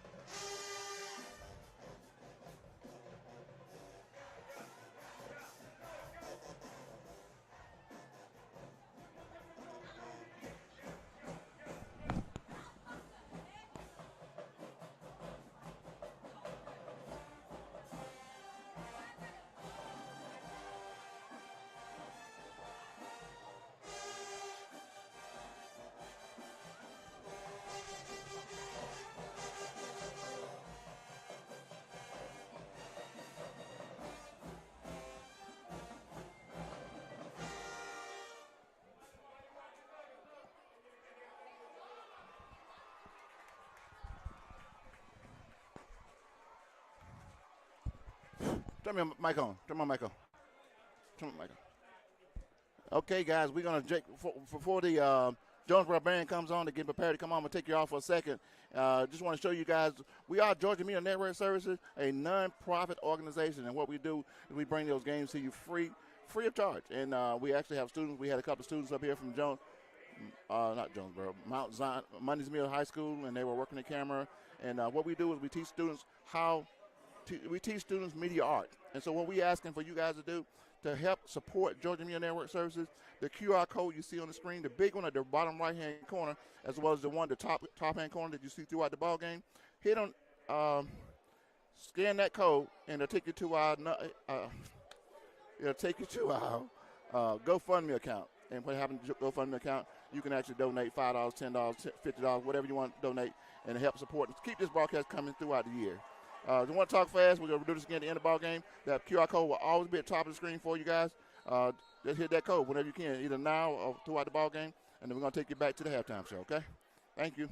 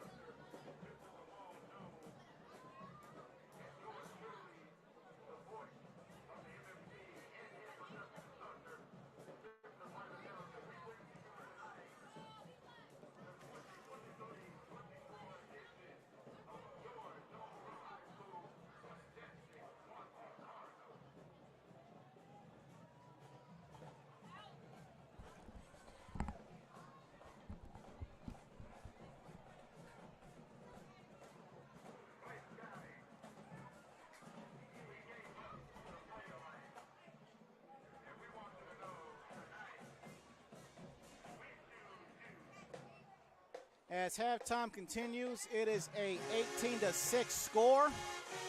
Tigers are later than Cardinals here. Here's what else is happening in 6A Region 3.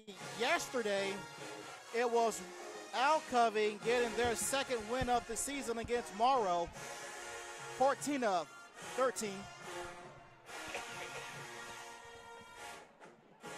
Alcovey improves to 2-5 on the season. Morrow, they fall to 1-5 on the season. And Lovejoy, they are at Woodward Academy. Both teams are 3-2 coming into tonight's game overall. And as soon as we can give you a score update, we will do that for you. Right now, there is one that is unavailable to you. And it is Rockdale County. They are leading Forest Park 7-0. Rockdale County is 1-4 on the season. Forest Park is 0-5 coming into tonight's game. Both teams are in desperate need of a win in the worst way. So somebody is going to come home with one more win than what they did coming into the stadium tonight. Again, our score here at 12 Oak Stadium, 18-6 is our score. We will now join the Jonesboro Cardinals in progress on the Georgia Media Network Services.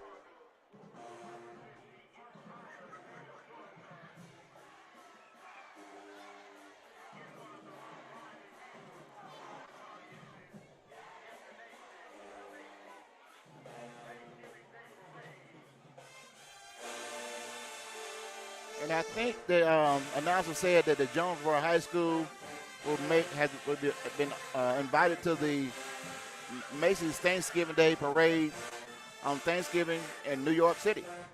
So that's a hats off to the Jonesboro High School Marching Band. That's going to be a big honor for the school, and it's good for Clayton County as well. The folks over at Jonesboro do an awesome job. Way to go, Clayton County. Way to go, Jonesboro High School.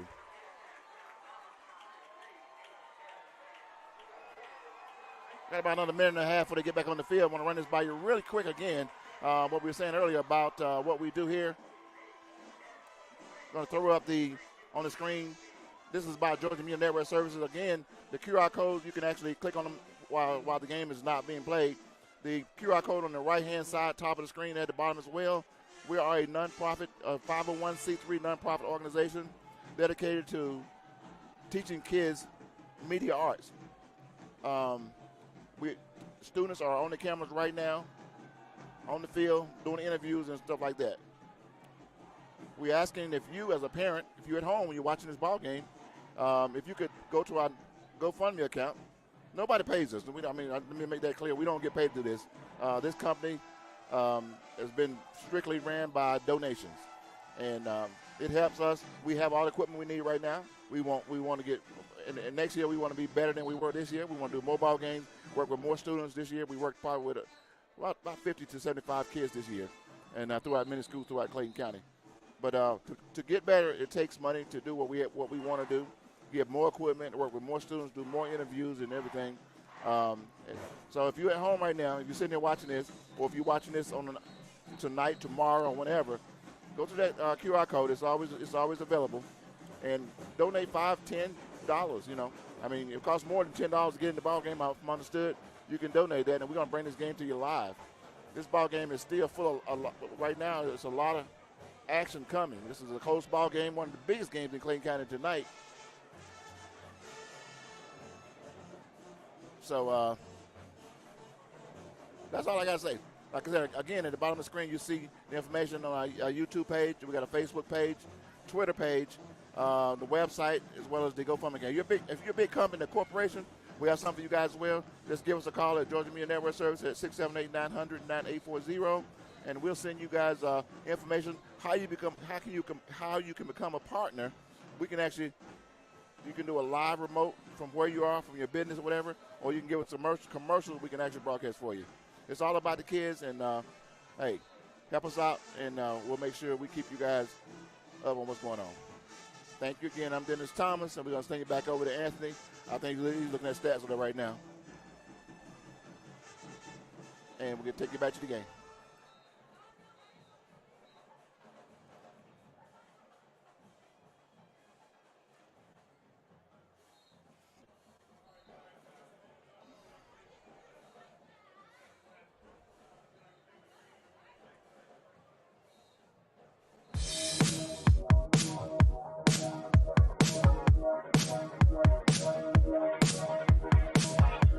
What's going on, y'all? My name is Liddell Cook, and I am the band director of the incomparable, majestic marching Cardinals of Jonesboro High School.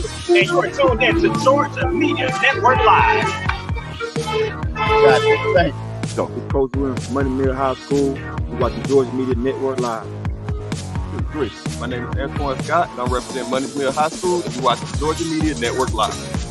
My name is Elisa Griffin. I'm a parent at Mundy Middle High School. You're watching Georgia Media Network Live.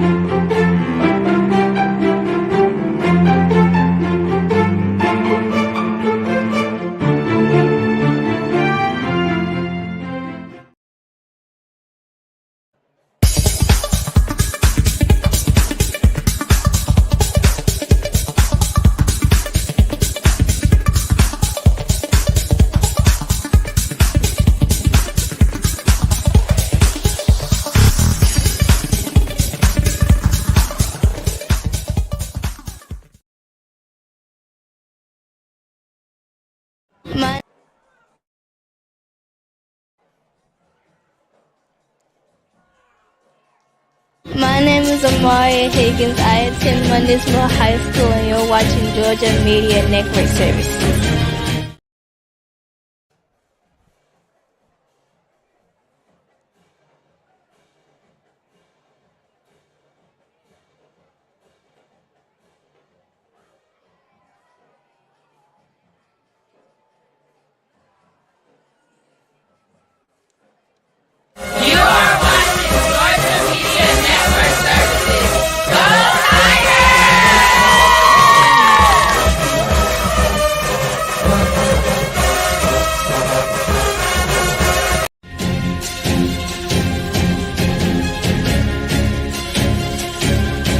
You're watching Georgia Media Network Services live on YouTube.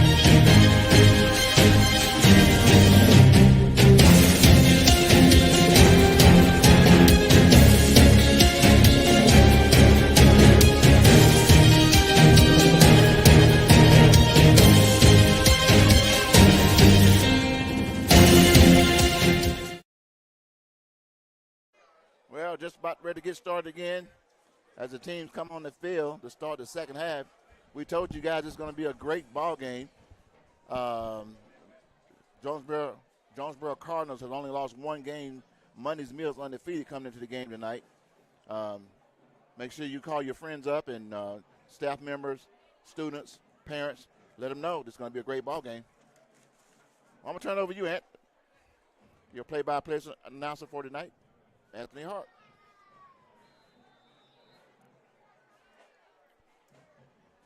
All right, thank you, Dennis. However, and wherever you're joining us, we thank you for doing so. And that might have been the best halftime performance from both teams on one field we've seen in quite some time. The second half is on the way. Strong running of the middle, gets to the 40, knocks down the punter, taking that from behind at the 50-yard line by Christian Smith, who's through 5 games, has 3 tackles.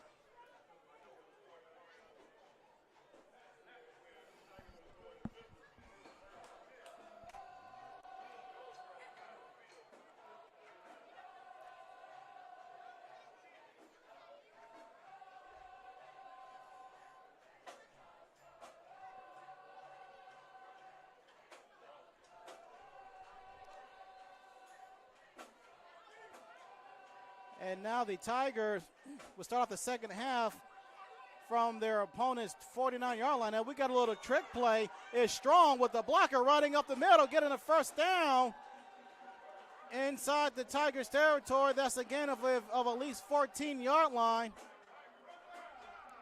Wyman, among others, on the tackle there. A little trick play in the backfield, and we have a Cardinal down.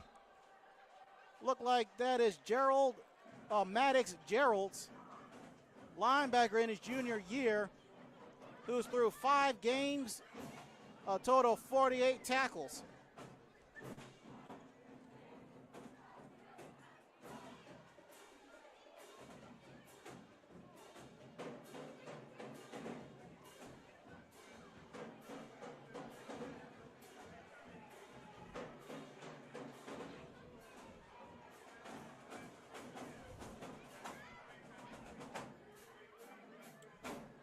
And all is good. He gets back to his side of the field. His own sideline, rather.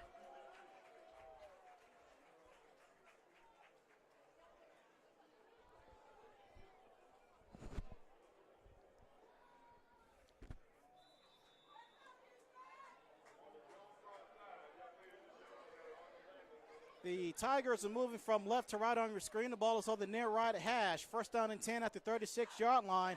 It's going to be a handoff, trying to turn the corner. Cannot do so. That was Collier on the tackle of Andrew Griffin, the sophomore. Collier through 5 games. He has 25 tackles.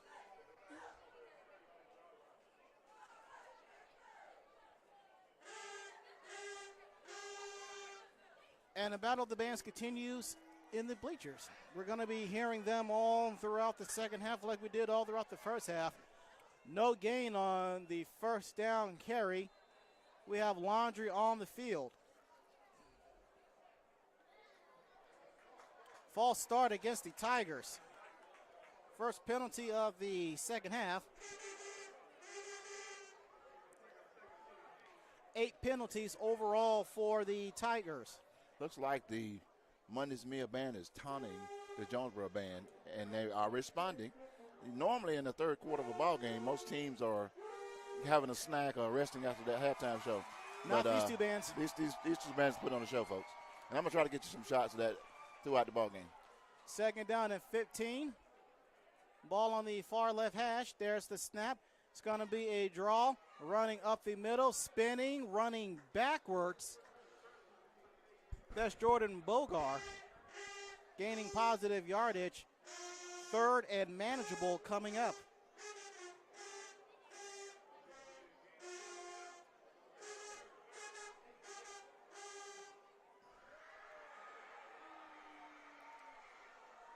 And the crowd cheers.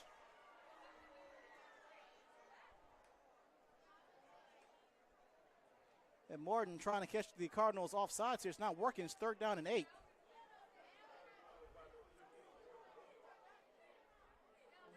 Man in motion. There's the snap. It's going to be a play fake. Throwing far side. Catch made by Strong. It's going to be close to the first down marker.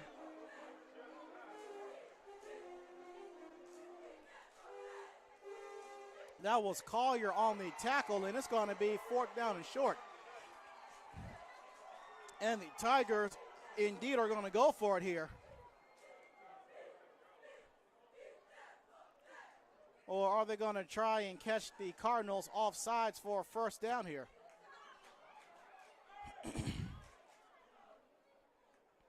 There's snap. It's going to be a handoff running up the middle by Bogar. Back-to-back snaps.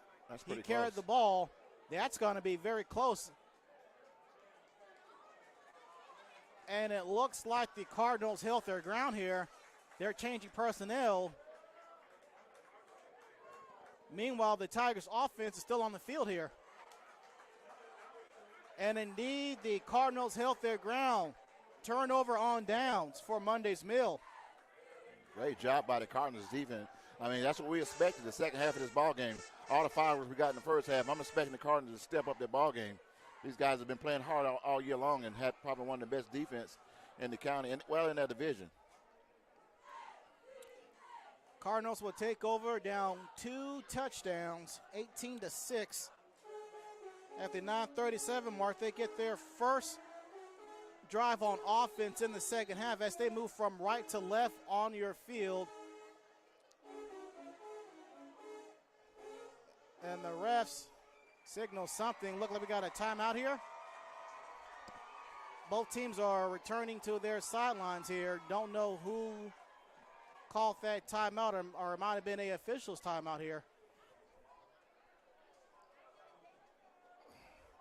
Well, the clock went down. That's what happened, I do believe. Oh, the clock did go down. So you see what we see. There's nothing on the clock, so I guess they got to run the clock from the sideline. And if they do that, it's going to be kind of hard to tell what's going on. But we'll fill you in as much as we know. Try to listen to the announcer if he gives an update. It's going to be a fun few minutes. It looks like they're going to hold on for a second. You think one of these stadium personnel tripped over a cord in the back? It's hard to say. So, maybe a fuse blew. If that's the case, we're not going to give out the name. I'll tell you what we can do while they hold on the thing. Let's try to run a quick commercial here, and let's see what happens.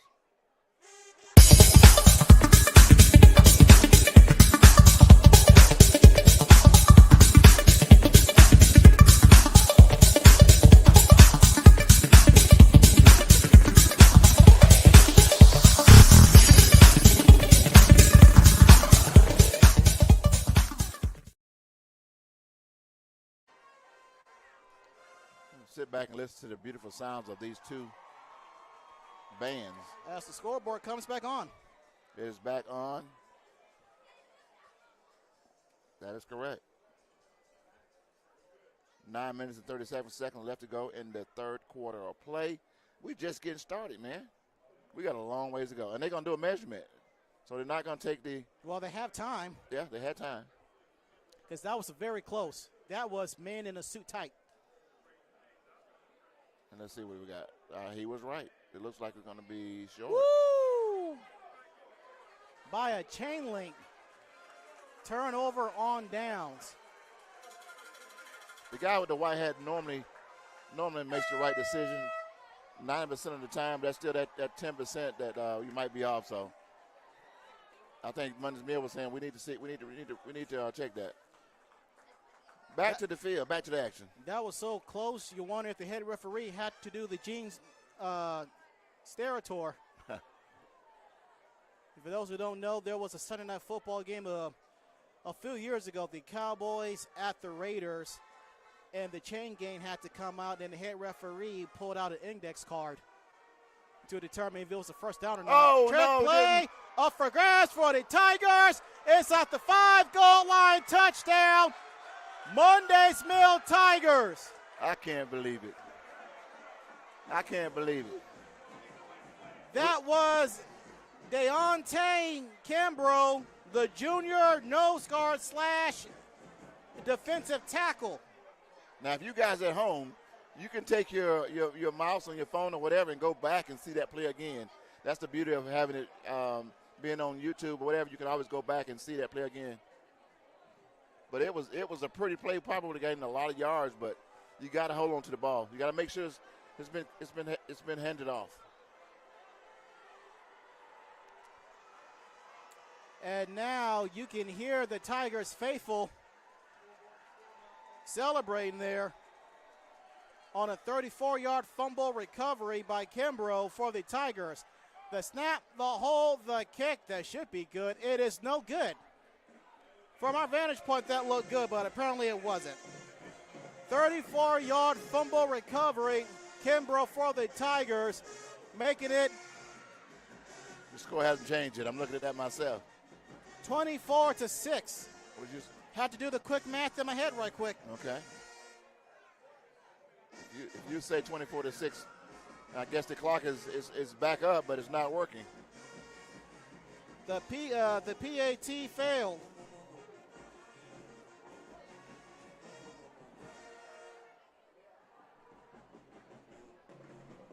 Let's go to the Jonesboro band since the officials are talking. Now, this is the Mundy's Mill band. Let me be correct myself. Uh-oh.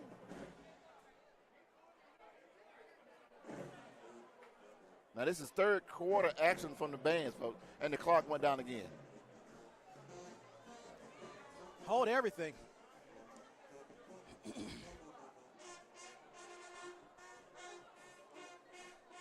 And it's back up again. I get the sense that the scoreboard is going to be playing with our emotions for the rest of this game.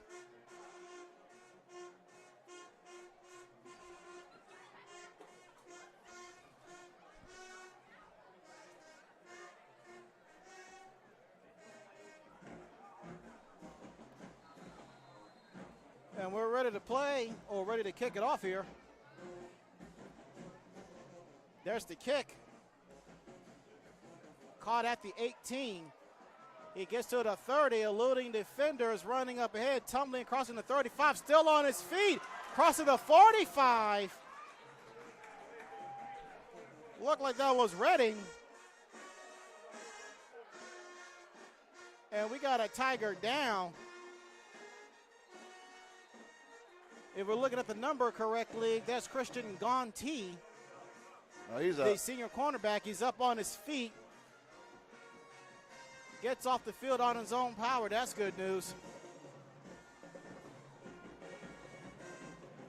Now, I'm assuming the clock is right, but they finally got the score right as well. Well, when the clock went out, it went out at 9:37 and came back on at 9:30. I mean, this stadium is due for a new clock. Terra Stadium has a brand new clock, which is Heinz Royal Field, and both these stadiums are pretty old. And I think it's about time that they get a new clock over here. And I'm pretty sure it's probably in the works as well. And an elevator, but for personal reasons. 9:18, the clock reads first down and 10 ball at the 47-yard line. It's going to be a play fake, throw out of the backfield, catch made, gets to the 50, getting close to the first down marker. That was Christian Smith. Catch made in the backfield, and another Tiger is down.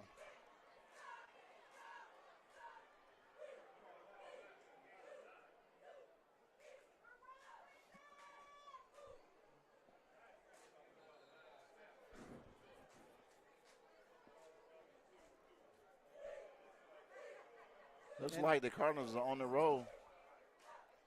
They're in Tiger territory. And that was Antonio Hardwick, who was down in front of his own sideline. He gets up, gets off to his, gets off the sideline, gets on the sideline on his own power. First down and 10, ball at the 43-yard line here.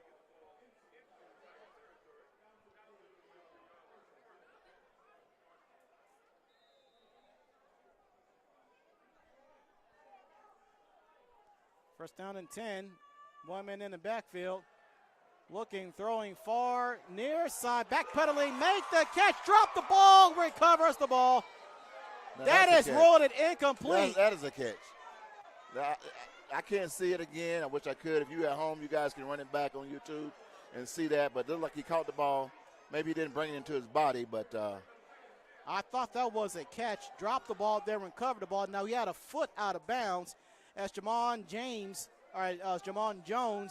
is the quarterback to start off the second half for the Cardinals here. Let me look at my live feed. See, maybe I can see it from here. But, yeah, I'd say that's a catch and a fumble recovery by Montez Redding. And this is high school, so it's not like the Cardinals can challenge this. We got a flag on the field. Near sideline judge is pointing at the Cardinals sideline here.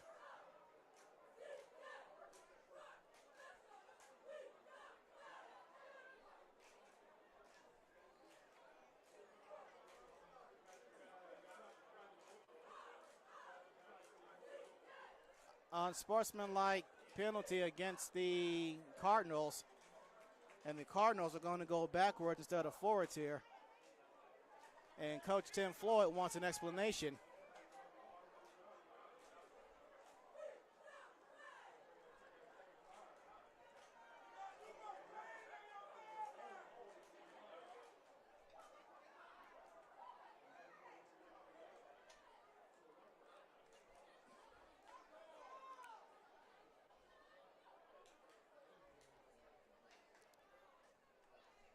And it looks like Tim Floyd is telling his players and coaches he is responsible for the unsportsmanlike penalty against his own team. And he just wanted an explanation, and rightfully so. From a vantage point, it looked like that was a catch, a fumble, then a recovery. But nonetheless, it's second down and 25. Ball at the 43-yard line of the Tigers. There's the snap. Jones looking, throwing far side right, throwing that ball out of bounds. The attendant receiver was Wyman. I just looked at that last play, Anthony, and what did you see? I would have to agree with the officials. I mean, he didn't make a football move. He hit the ball. He had it in his hand, but by the time he tried to make a move, the ball came out. So you're saying that was an incomplete pass there? That's an incomplete was there pass. At least 1 foot down? It didn't appear. I mean, he stepped out of bounds. Once the ball hit his hand, I mean, as soon as he got a chance to make a move to try to bring the ball toward his chest, it slipped out his fingers.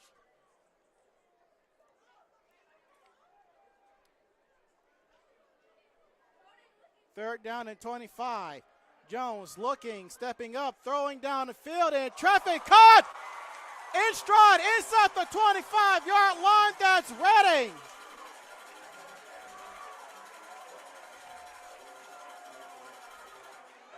That's a gain of at least 30 yards as we have a Tigers down, and his helmet is off. As the training staff and the coaches are sprinting off the sideline. In the meantime, the Cardinals are saying that they should have the ball back.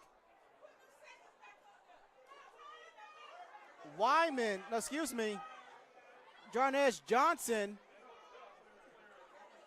the senior strong safety / wide receiver, he got the wind knocked out of him. He pops up, gets off the field on his own power. And in the meantime, you have these Jonesboro Cardinals fans. They're saying that there was a little bit too much time that ran off the clock. I mean, that's what Jonesboro do. I mean, they put the ball in the air. They move the ball downfield. They've been doing this all year long, and it's going to be hard to stop. They got a lot of time on the clock. And when you're throwing like that, you don't use much time. Yeah, that was a little over 30 yards. Here's Jones looking, wrapped up and taken down. Down goes Jones. Jones lost the ball, recover it. Give that sack to Tyler White. Held on to that one just a little bit too long, Mr. Jones. He had someone open downfield, but just couldn't get it out of his hands.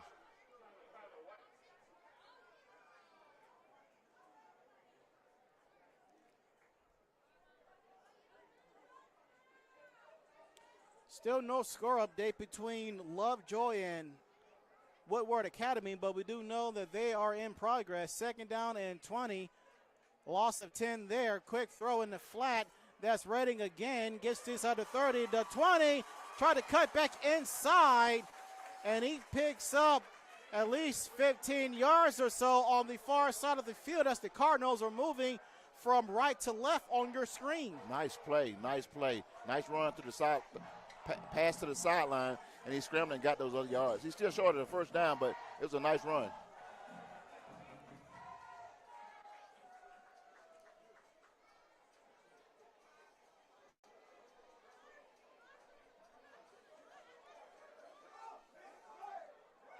Coming up on 7.5 to play in the third quarter.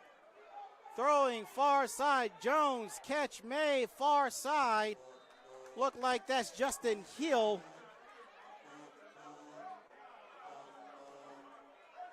I want to take my hat off to the officials tonight because we haven't had a lot of flags tonight, and these teams are disciplined, and there's not a lot of flags.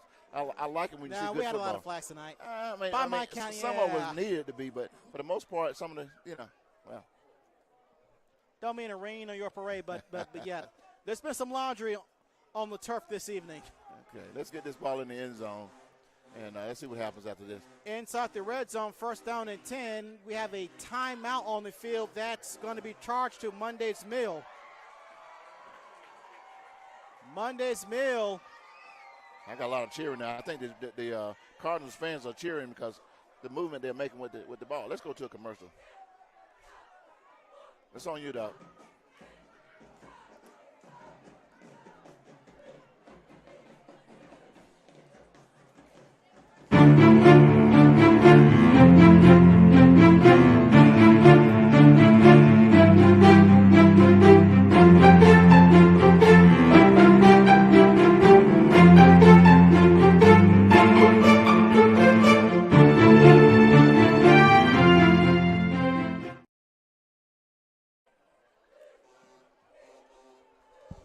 Back up.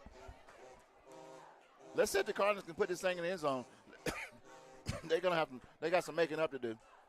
They're going to need to. The score doesn't reflect because where they're throwing the ball down the field, they can continue to do this in the ball game. They can score pretty quickly.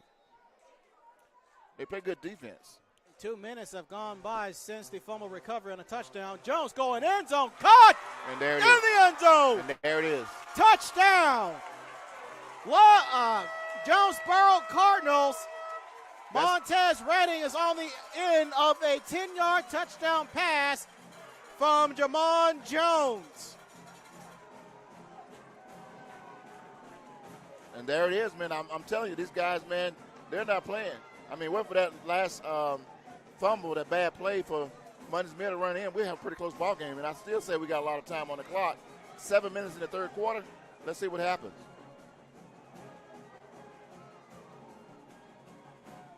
The kick is no good. It never had a shot from again with. And I think someone probably got a paw on it. They need to stop kicking the ball because I don't think either team's got an extra point tonight, have they?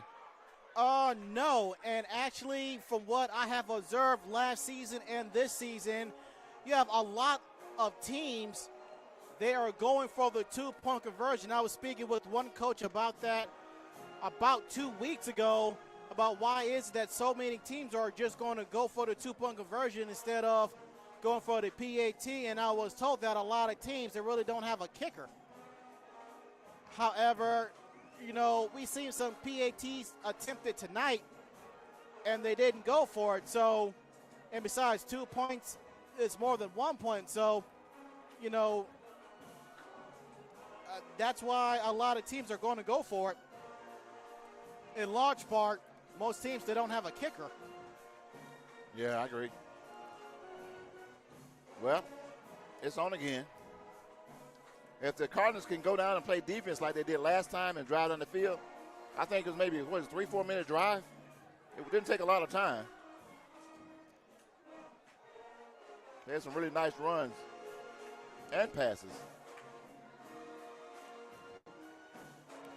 24-12 is our score.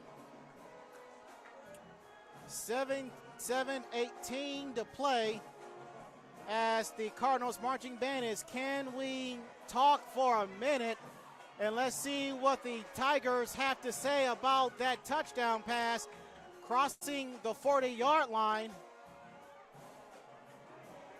In my opinion on that kick, it should have been a deep kick. I mean, because what you want to do is you want to put them back as far as you can in their own territory and make them drive up the field, because if they can't drive up the field, they're going to have to punt and they're going to put you in good position to score. But I'm not on the field. I'm not the coach. I'm not the official.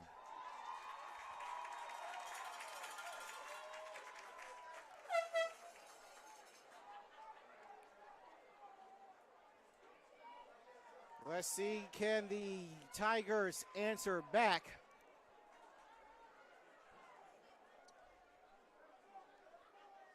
Coming up on almost 5 minutes gone by in the third quarter.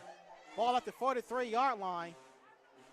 Play fake dump over the middle, caught by Carolina. Tried to get to the 50, could not do so, but gained positive yardage there.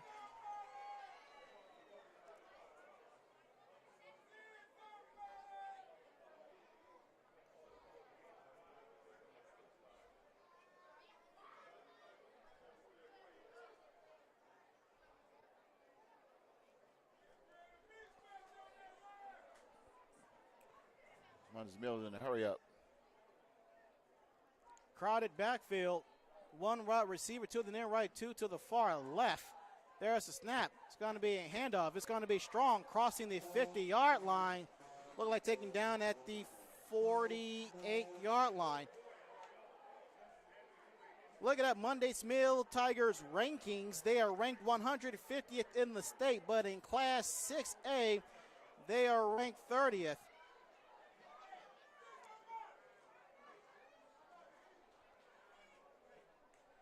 Third down and 2. It's going to be a draw. It's going to be Strong again. Got Laundry on the field in the process. Earthwind Moreland can't believe it. It will look like it's going to be against his team here.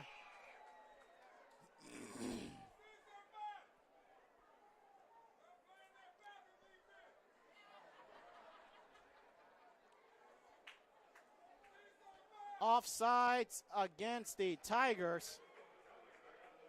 Redo third down. That's the Tigers' second penalty as we come to the midway point of this game here.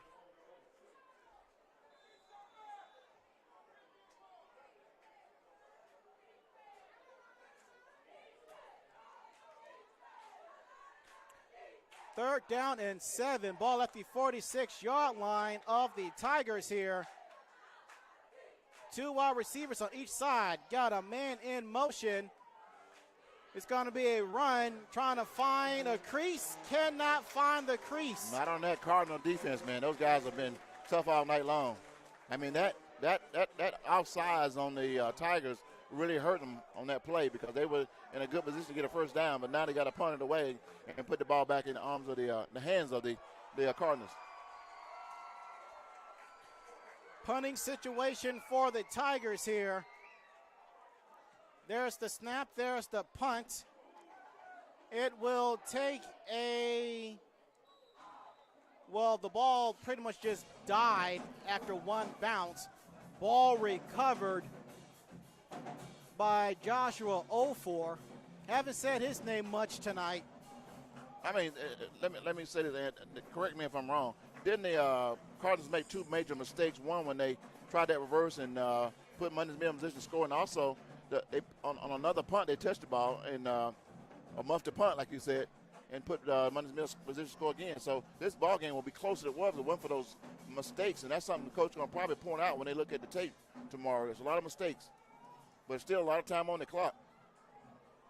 First down and 10 at the Cardinals' 22-yard line. It's going to be a draw, bouncing outside, near side left, eluding a defender and losing his balance and momentum out of bounds. That was Donovan McCoy. He was taken out of bounds by Joshua Ofor.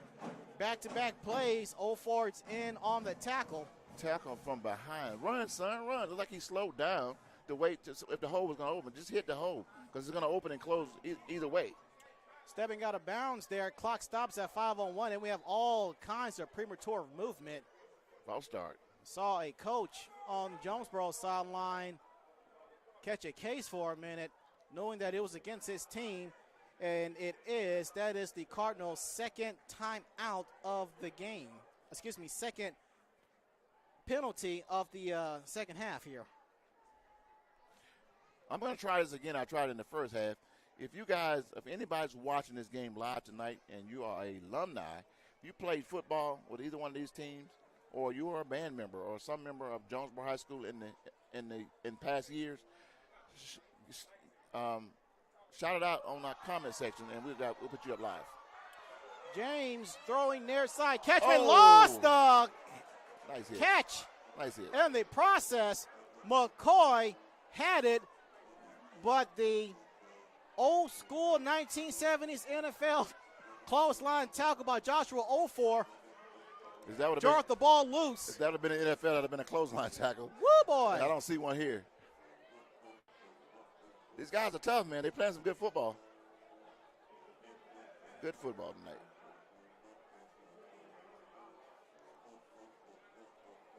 Third and 9, ball at the 29-yard line.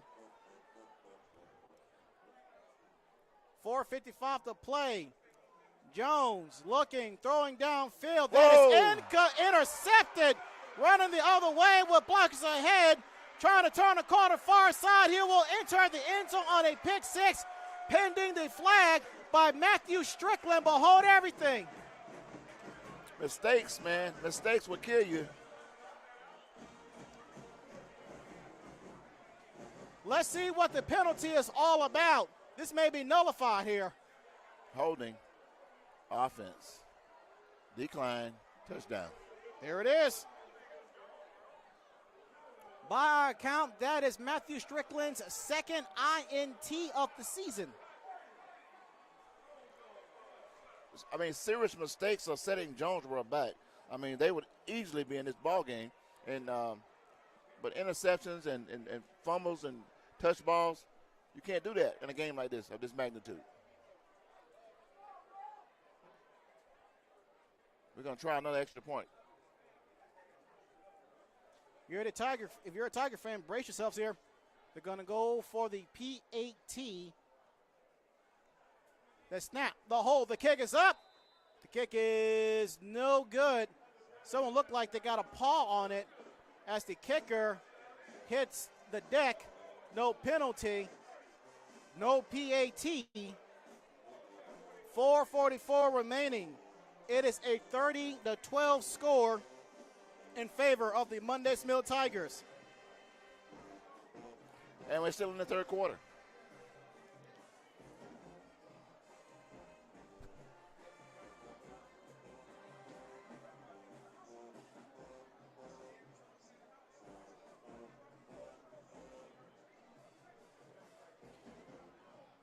Folks, be sure to like, comment, share, and follow us on Facebook.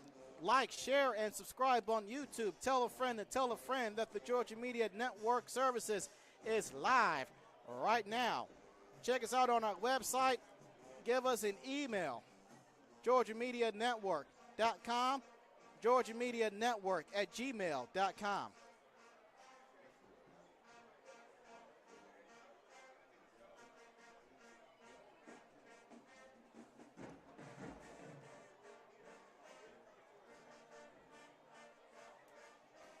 .444 to play. What kind of response will the Cardinals have here? Mistakes are killing the Cardinals tonight. I mean, they're playing good football. Two costly mistakes that led to points. Actually three. Remember the one on the punt, they dropped that one, then they tried to reverse and drop that one, and actually this interception here. That's three I know of right off the bat. And they both, Mundy Smith scored on both of those mistakes, on all three of those mistakes. Yeah, that is three that led to points allowed here. Catch made at the 20, running far side, trying to turn and corner, eludes a defender, get tripped up and taken down from behind. I never understood why these guys slow down and wait. Don't wait on the hole to open. Just run. Run, son, run. That was Isaiah Davis on the kick return. Tackle looked like by Travaris Clemens. 4:36 to play here. Davis is a sophomore, while Clemens is a senior. Looking at the Jonesboro Cardinals, they're in a two-way tie for second place in 6A Region 3. A win tonight could put the Cardinals in first place solely, or in a two-way tie in 6A Region 3.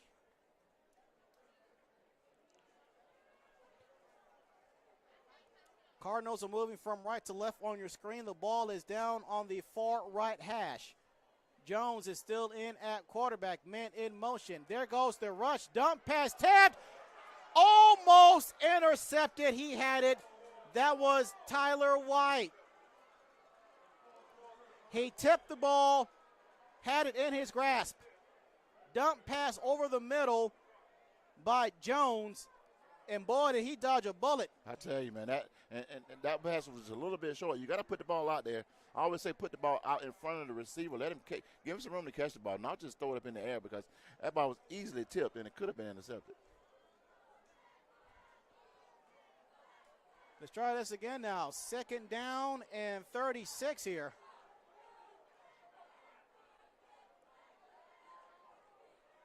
Well, they're setting up for another pass. And the ball goes between the legs of Jones. Luckily got his teammate in the backfield, running forward, crossing the 40-yard line, lowering his shoulder. It's a good thing that Donovan McCoy was in the backfield. He made something out of nothing. Games happening in 6A Region 3. Next week it will be Forest Park. Be on the road at Bowden. Be sure to check us out next week on Georgia Media Network Services. Al Covey will be at Lovejoy, and it will be Lovejoy's homecoming next week. On 3rd down and 6, Jones looking downfield, throwing downfield. It will be incomplete downfield. Now it looks like Jones was just throwing the ball up there. They're just throwing it and hoping someone would catch it. You had two receivers in the area. But you got to get the ball out of your hand a little bit sooner than that, because there was several defenders from Mundy Smith right there. Redding was the attendant receiver in a crowded secondary. Johnson, among others, on the coverage there. In fact, you had two defensive back for the Tigers jump in midair, tried to catch it, could not do so. So on 4th and 6, it's the punt, almost blocked. Fair catch, way for. And the catch was made by Strong. Another punt for Jonesboro. That was not a good possession for Jonesboro on that possession. A lot of mistakes again, just setting them back. Have you noticed, Ant, we haven't heard anything from the bands. I guess they took a little break. But as soon as I say that, hear the bands, they're firing up again. Yeah, there you go.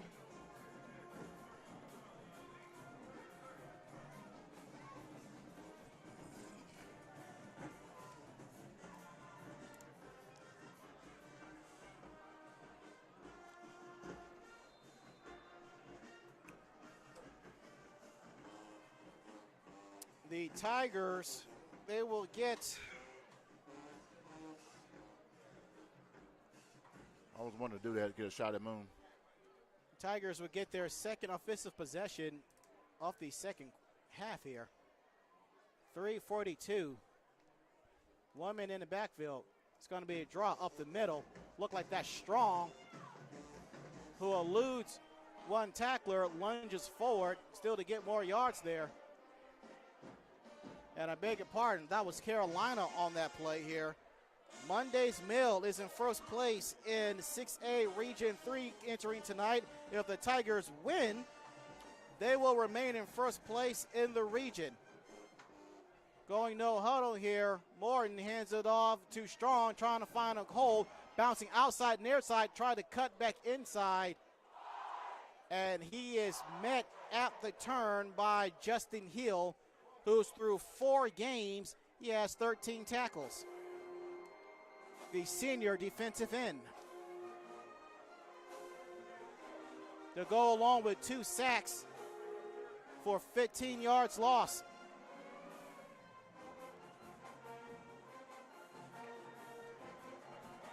A loss for the Tigers could possibly result in a tie for first place or sole possession of second place.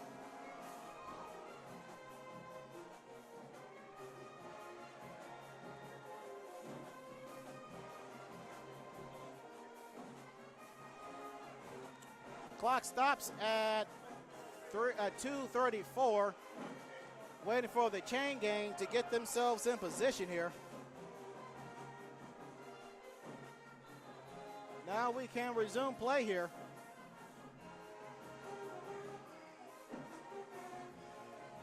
Clock is moving under 2.5 to play. Ball is on the near right hash. There's the snap. It's going to be a play fake, dump over the middle, caught by Boger, crossing the 50, looting defenders, lunging his way to the 40-yard line, and finally going down. Nice run. Nice run. Finally taken down by Maddox Gerald, the junior middle linebacker. And he needed to gather himself. He pops up before the Cardinals medical personnel could get to him. And it looks like he's going to stay on the field, at least for now. Tigers going no huddle here, approaching 2 minutes to play in the third quarter. Tigers are up 18.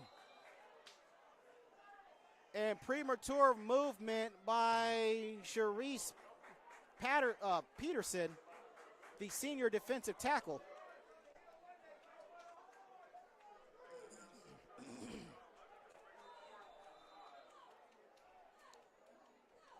Peterson, through 5 games, he has 23 tackles.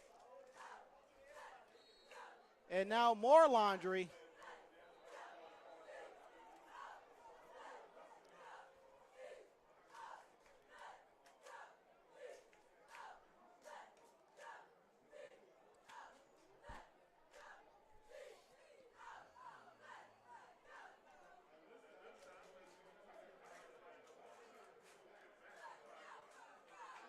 And that penalty is going to be against the Tigers.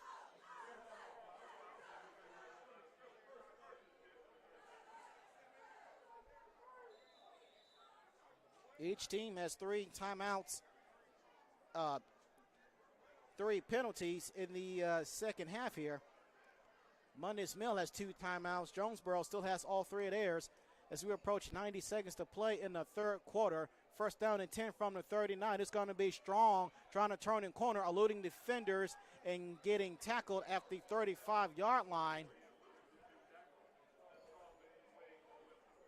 And that tackle was made by Collier, the sophomore linebacker / defensive end. Looks like Monday's Mill is trying to run time off the clock, and they're doing a good job doing it right now.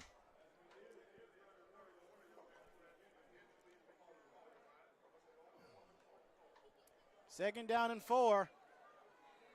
More laundry. False start. And the Cardinals know it. Someone moved a little bit too soon.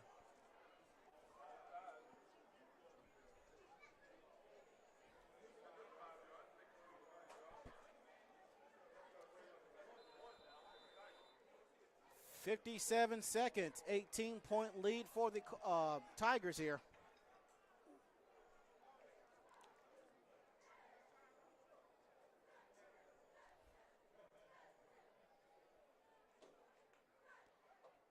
They're strong, trying to turn the corner, far side left, does get in the first down, tumbling his way, crossing the 20. Great and job. that will put the Tigers in the red zone.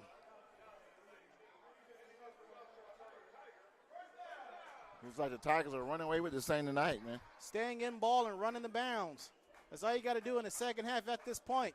You have a cushion here. Monday's Mill has allowed double-digit points once this season.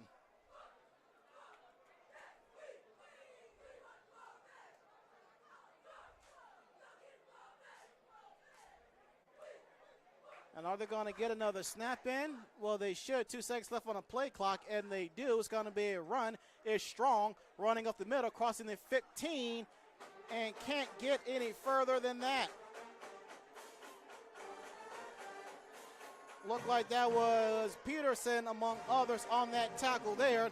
And that is how the third quarter will reach its conclusion from 12 Oak Stadium in Hampton, Georgia.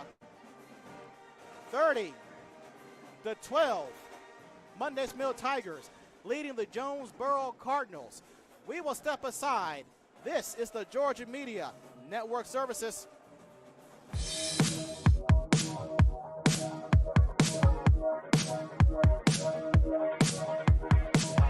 What's going on, y'all? My name is Odell Cook, and I am the band director of the incomparable, majestic marching Cardinals of Jonesboro High School.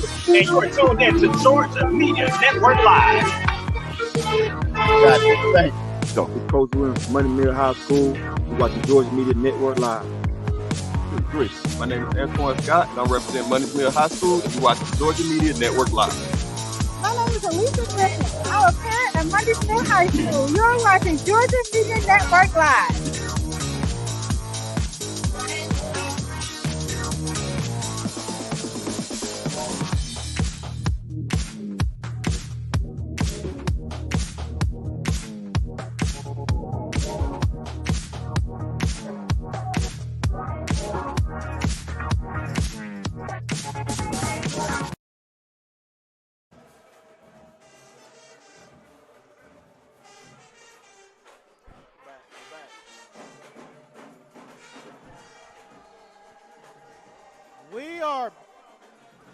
We are back.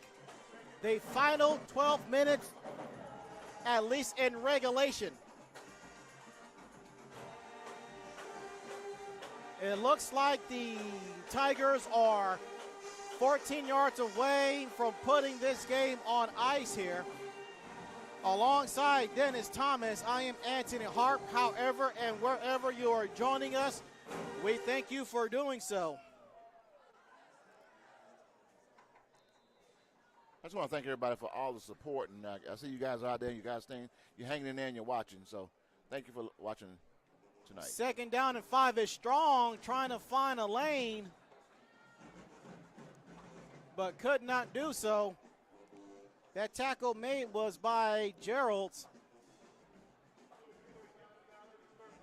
A good stop at trying to chase down Strong.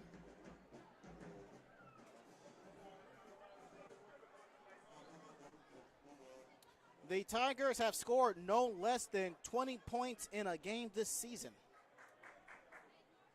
Very impressive.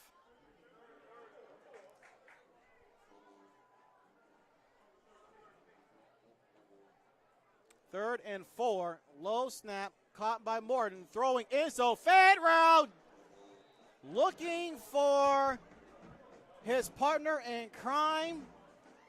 Jerry Bolton couldn't do so. He was wide open to the far left side of the field. Far right side of the field. Had nothing but pasture and space all to himself as the Tigers are now moving from right to left on your screen here. It is 4th down and 4 from the 13-yard line. Let us see what the Tigers do here. They're going to try and go for it. I mean, you got to go for it. I mean, they haven't made a field goal tonight, so, hey, you have no other choice. And it being this part of the field, you need to go for it. There's the snap. Morton looking downfield. Alou sort of wrapped up. Throws the ball up for grabs. It is caught, looked like by Bolton, trying to make something out of nothing. He gets to the 5-yard line. Did he get the first down on a circus play? No, he's short a yard.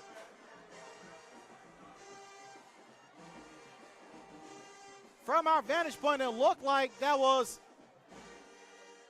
either Strong or Bolton, likely Bolton.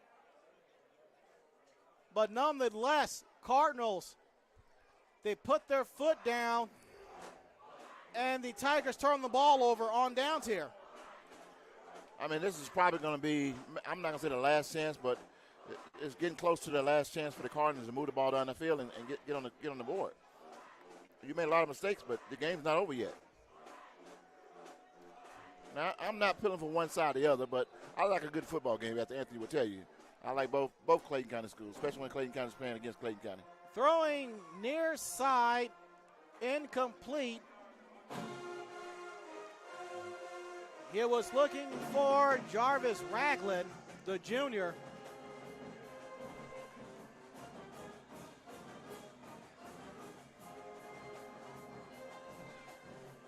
Looking at the Jonesboro Cardinals, the Cardinals are 5-3-1 overall against Monday's Mill. Before last season's matchup, the Redbirds went on a 5-game winning streak that started in 2011, then continued from 16 to 21. The first ever contest between these two schools resulted in a 13-13 tie in 2024, as there is another interception. This time, it was caught by the defensive back. And I think this is the fourth interception of my record from what I've seen tonight so far. I mean, the Cardinals doing a great job, but they're just making too many mistakes. I mean, they're moving the ball, and every time they get to moving the ball down the field, they make a big mistake to turn the ball over and put them in a bad position.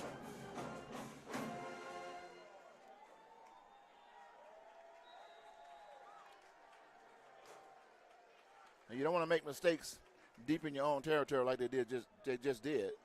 That was the senior defensive linebacker, Jabez LeGrier, on that INT. First down and 10 at the 21-yard line. Again, Tigers moving from right to left on your screen. Morton throwing end zone, incomplete. Looking for Matthew Strickland. Like Strickland's down in the end zone. Like he might have pulled something the way he went down, he grabbed his leg. Yeah, he's sitting up. Likely a Charlie horse. Hopefully that's all it is. As we have ourselves an injury timeout here.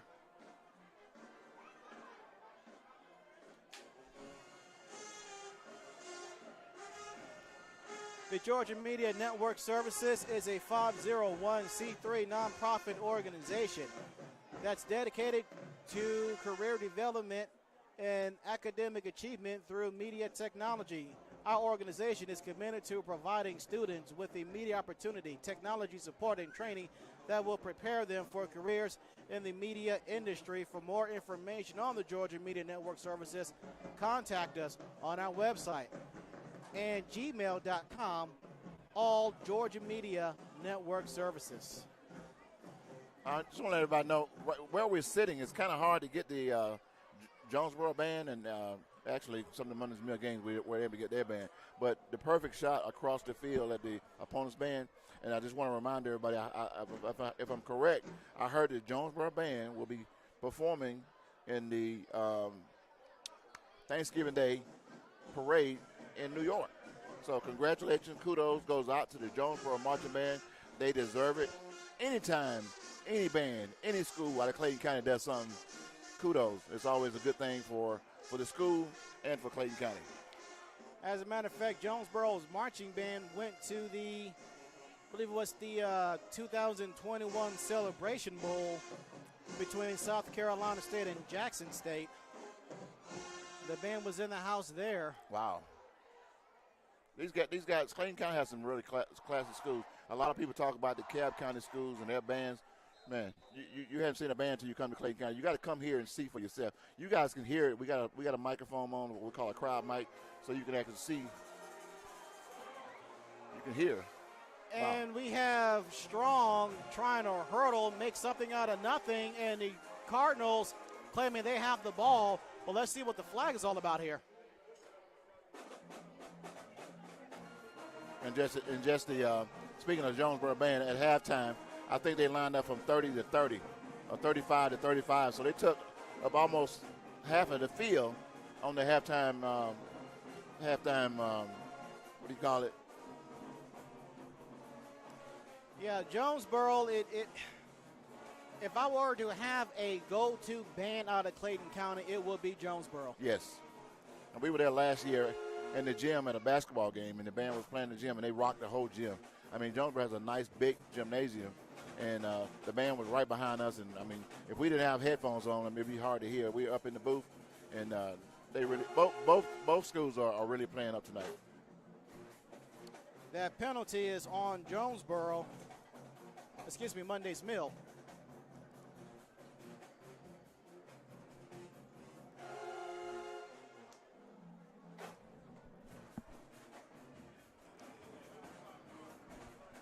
I think at the end of the season, we're going to put together some of these band clips together and just put them on one clip so you can see the bands from each school and you can judge for yourself.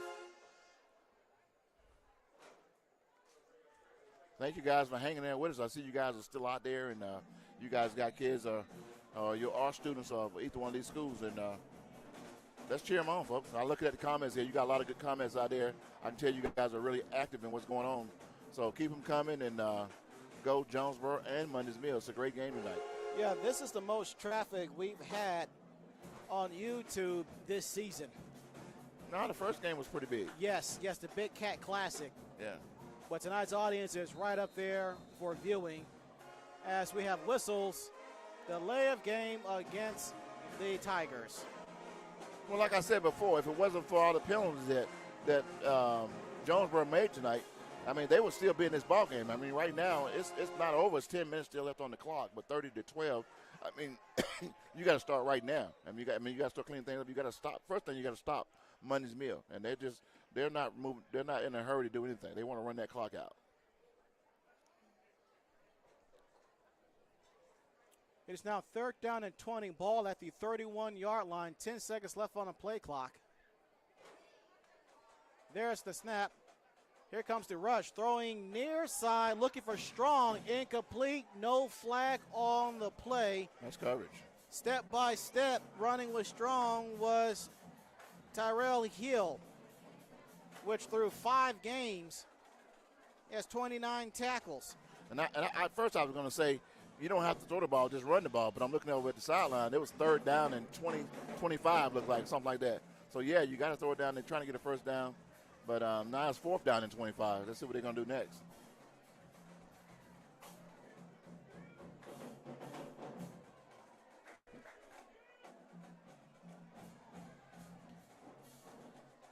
Just over 2 minutes gone by in the 4th. 4th down and 20. Morton looking, throwing near side, one-on-one coverage, looking for Antonio Hardwick. Same exact play. Incomplete pass. Tigers, they turn the ball over on downs. I mean, you got to catch those guys, guys. That's Chris Francis, to get to that next the level. junior cornerback, through 5 games, 10 tackles. Yeah. That ball went right through his hands. I mean, I don't know what happened on that one, but, you know. The Cardinals have another chance to move the ball downfield. The quarterback, to my opinion, is that he need to put a little more air under the ball. I mean, he's throwing it short. And the last couple times he's thrown it short, he got it intercepted, or almost intercepted on one of them. Yeah, speaking of basketball, hopefully we can give you coverage on the basketball season in Clayton County. And if things are really popping, we can get into some baseball and softball action. Yeah. Tell when you get a chance, and tell them about the Braves. I know you follow the Braves pretty strong. Tell everybody what's going on with the Braves, because I'm a little lost with that.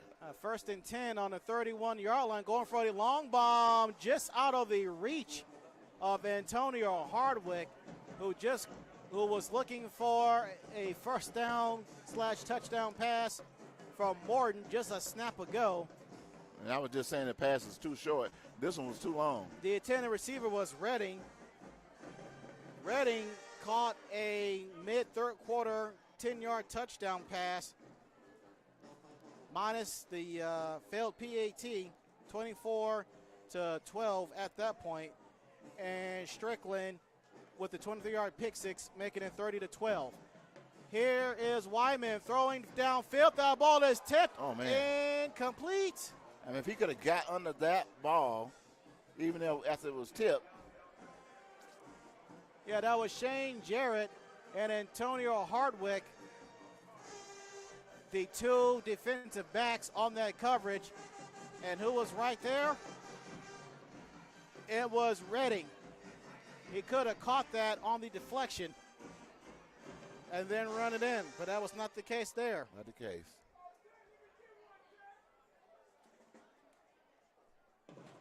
Third down and 31.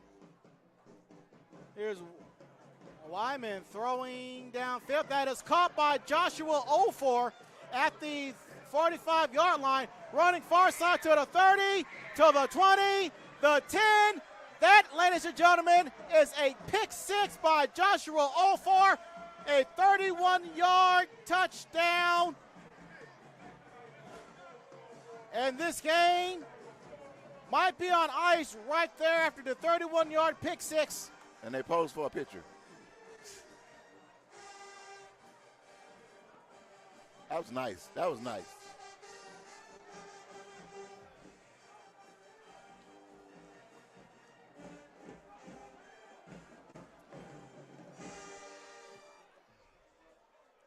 Ofor had himself a relatively quiet first half. He had made his presence known right there. Well, I can't say the game's not over, but I can say the Cardinals, you can't give up. You can't give up. I mean, because you give up, they're going to continue to score. And right now at 36-12, you got to keep playing football. They're on the verge of doing that running the clock thing.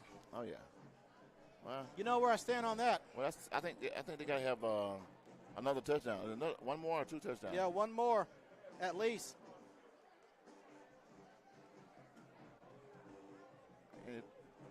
I know some of you guys are wondering what's the run the clock thing. If I'm not mistaken, if a team goes over, I think it's 30 points. 30 points or more, then they run the clock, unless it's injury or somebody calls a timeout. Okay.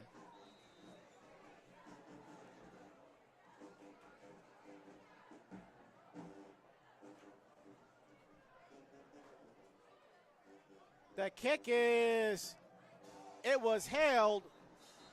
Strong tried to throw it as he was going down off his back foot, couldn't do so. And the crowd has thinned out on the Jonesboro side. Monday's Mills fans, some of them are heading for the exits, but most are still here.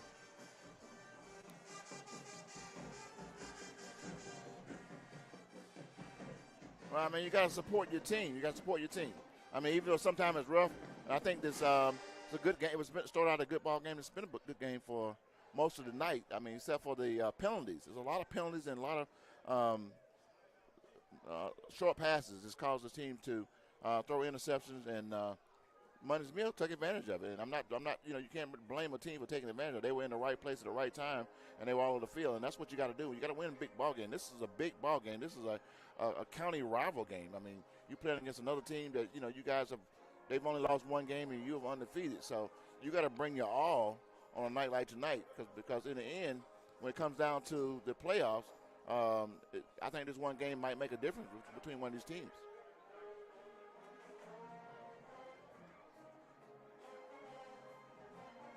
I tell you what, the band hasn't slowed down tonight. They've been on it. That might be the only bright spot for Jonesboro is their band. But you know what? I can say this, truly say this. You remember when we were here during the COVID, we had nothing. We had no band. Only thing we had was the football team, and we had very few people in the crowd. I mean, if any. And it's a very welcome to be back to football. Matter of fact, back then, we pumped band music into the broadcast, so it would sound like there was a really football game going on. As you have McCoy caught the ball at the 15, try to make something out of nothing. Do they still have the ball? Yes, they do. They do. So looking at the Cardinals, 0 points allowed in the last 8 quarters. That's coming into tonight's game. They have shut out their opponents 3 times this season. And 4th will not be tonight.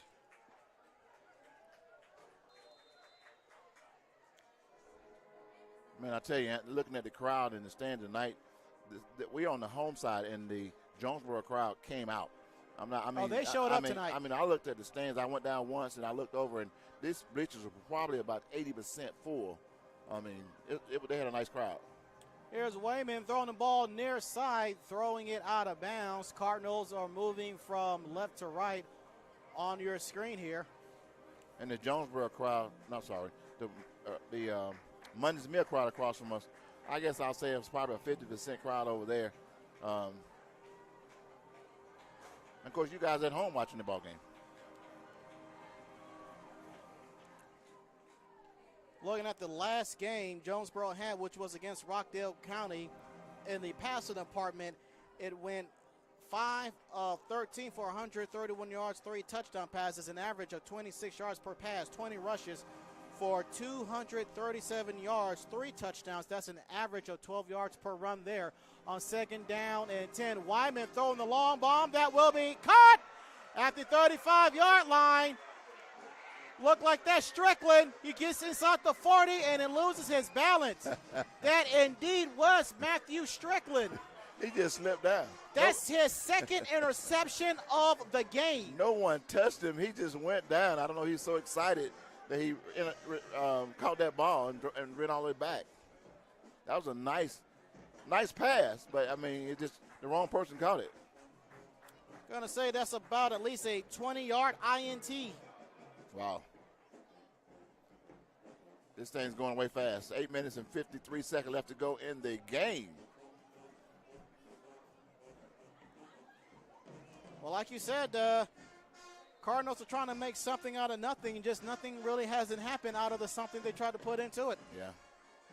Guys, just a reminder, guys, at your top right-hand corner of the screen is our QR code for our nonprofit organization. If you got time after the ball game or throughout the ball game,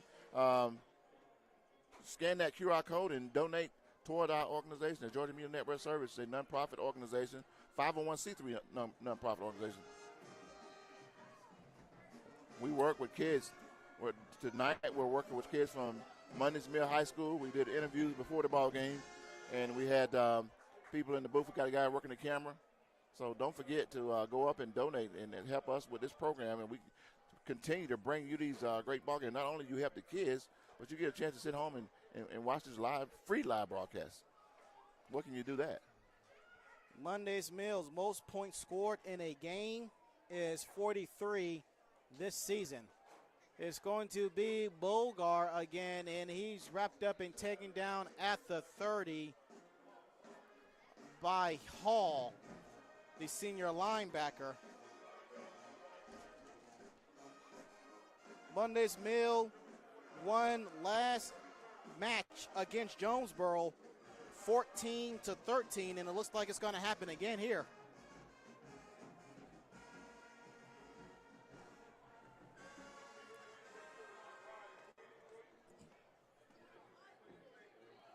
Coming up on 4.5, gone by in the 4th quarter, 3rd down and 5. It's going to be a run up the middle, trying to find something out of nothing, and then nothing happens.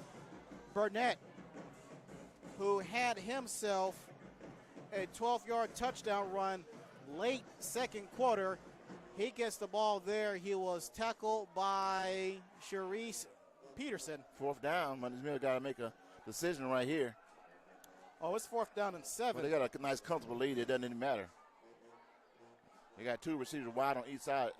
They might throw it long again. Let's see. 15 seconds left on the play clock here. It's going to be a run. Turning the corner far side and very close to the first down. That's Burnett on the carry again. I think he's short. That's very close. That's very close. The head official is pointing in another direction. Looks like it was a yard short.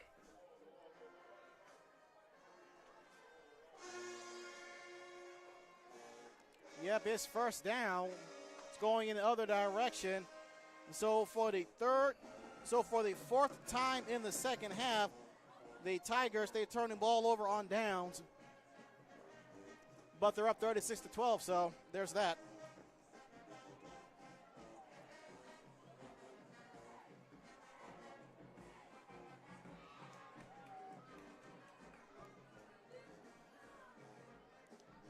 You think we'll get a fifth quarter show tonight?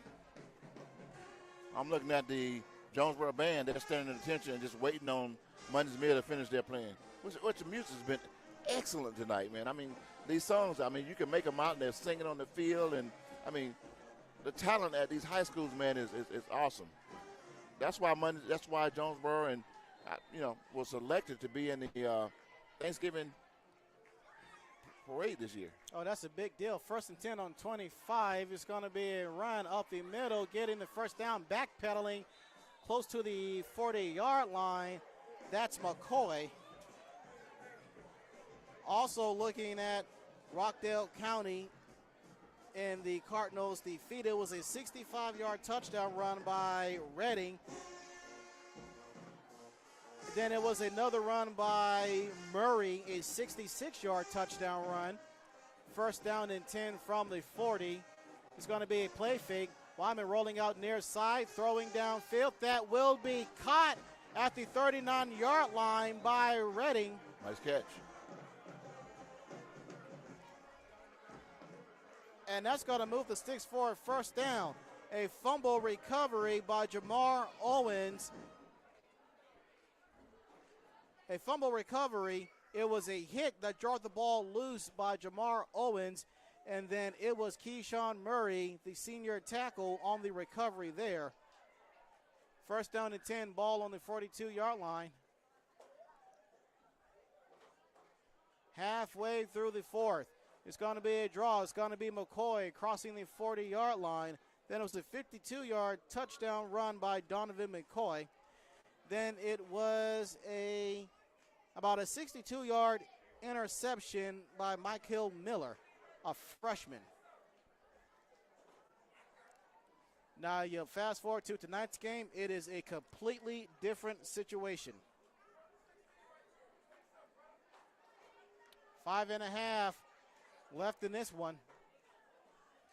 Wyman dump pass, throwing backwards, catch made, getting the first down.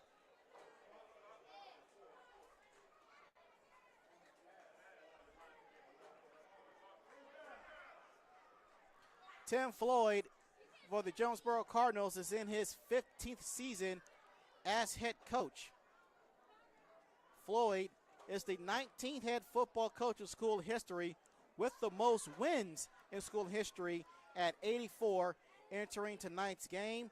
And Floyd is only one of two coaches to win a region title. He did that back in 15. The first one to do that was Doc Kersey. He won it back in 1949. On first down and 10 from the 32, running near side, one man and blocking in front of him, and he is finally taken down. Nice run. The best thing he did on that play was get it out of bounds. Donovan McCoy on the carry there for the first down. Keep it moving. Hey, who are some of the players that made it to that third level that came out of Jonesboro High School? I know you probably, when you were doing your homework, you probably looked up a few of those guys. I only know two, but do you know of any? I like to shout out the players that went from high school to college to the NFL and even to college. It's a lot that went to college, we know. Wyman rolling out near side, throw sideline. That will be a catch. Nice catch. That's a first down. Clock stops at 4:14. That's what I'm talking about, boys. Don't quit. You never quit. You keep playing the whole ball game. You never know what could happen. Well, they should be careful throwing the ball. They've had like 3 or 4 interceptions. Well, we got a different quarterback in there now, if I notice it. No, it's still Wyman. Wyman has played most of the second half as quarterback. This is number 3. We had number 7 in the first half. Yeah, he started the game. Right. It was a dual quarterback situation. Okay. And now we have a timeout on the field here. What? 4:13 to play in the fourth quarter. We'll step aside as well. It's been all Monday's Mill, 36-12. This is the Georgia Media Network Services. You are watching Georgia Media Network Services. Go Tigers!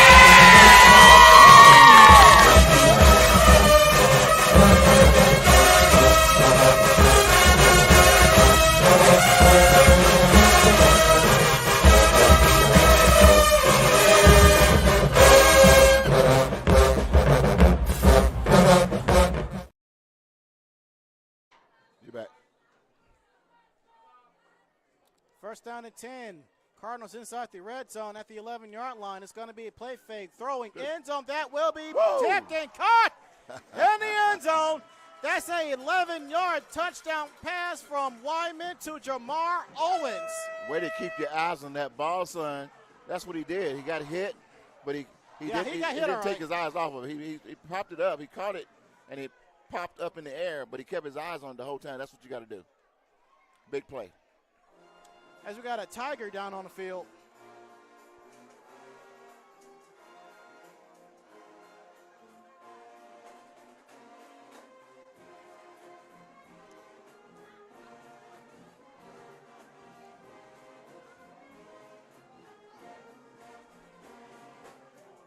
Reading the comments,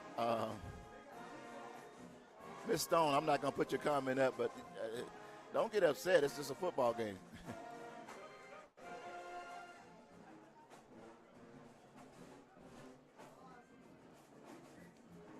Right now, guys, I just want to remind you, you're looking at two of the top teams in Clayton County. Am I correct? Well, I don't know. Clayton County got a lot of talent this year.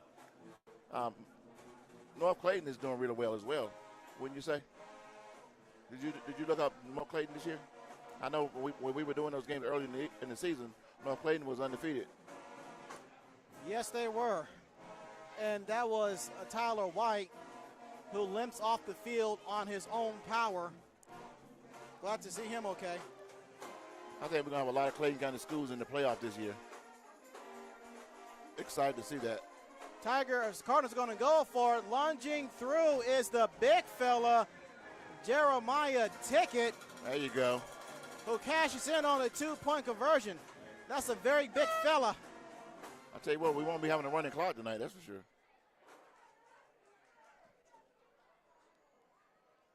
And now it's a 16-point game. Yeah. With 4 minutes, 6 seconds to play. That's why they say you have to play 4 quarters of ball. You can't give up, Even though you made a lot of mistakes, it's never too late. You can do an onside kick. I've seen it happen before. Yeah, well, it's not like it will happen tonight. Yeah, well, you watch the Atlanta Falcons very often, so of course you've seen it a lot. You still hadn't told me about the Braves tonight.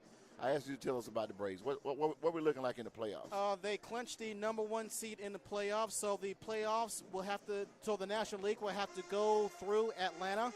So how many more games we got in the season? Including tonight, 3 games left. The season ends Sunday.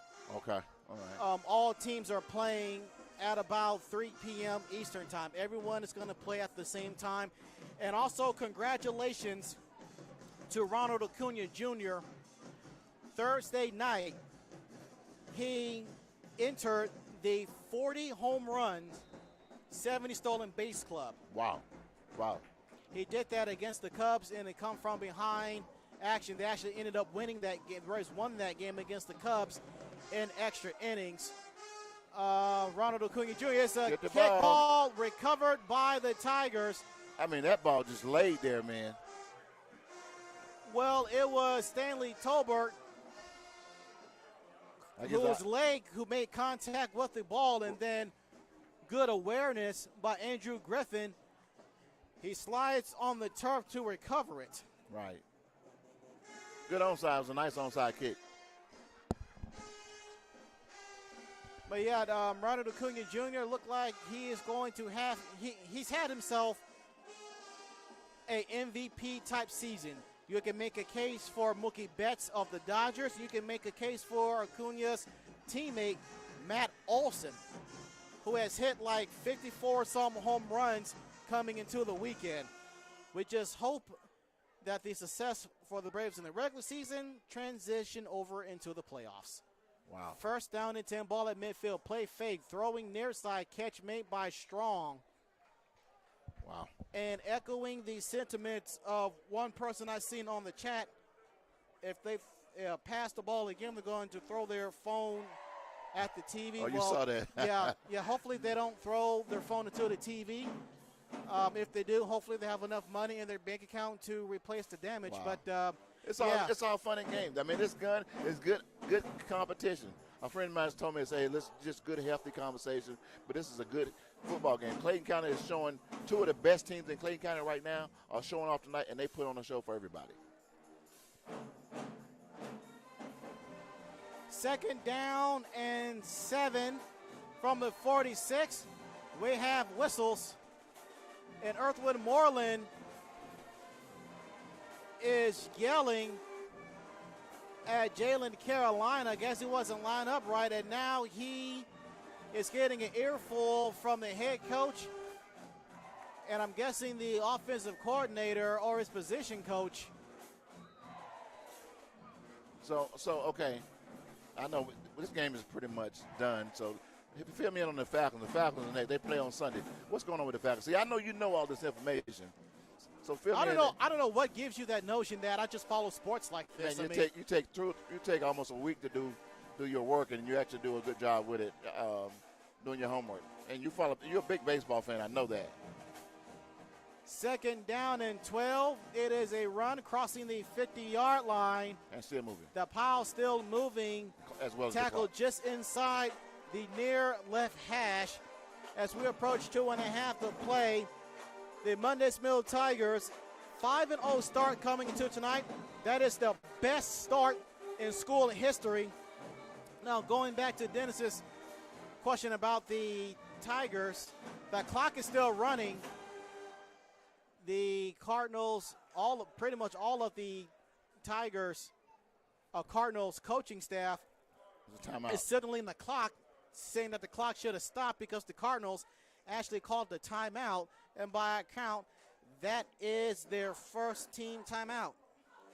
And we're going to stay here with you guys. We're not going to a break. We're going to stay here. So the Falcons play on the Atlanta Falcons. We love Atlanta team. We love Clayton County Schools. Don't have all the information on all the other schools out there, but, I mean, this year has been an awesome year for the Clayton County Schools. Lovejoy's doing well. They start off, I can't give you their record right now, but they're doing well. North Clayton, they did well. We was at Southern Crescent Stadium for the first half of the season, and we did games over there, and they look very good over there. So it looks like several schools from Clayton County is going to be in the playoffs this year.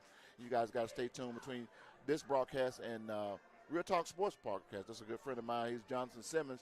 He does a broadcast live from Terra Stadium each Friday night, and I think this broadcast, and I can't tell you who he's playing, but normally he covers the schools that plays at the Terra Stadium and the Morrow Stadium. Can I do a self-promotion here? Go ahead.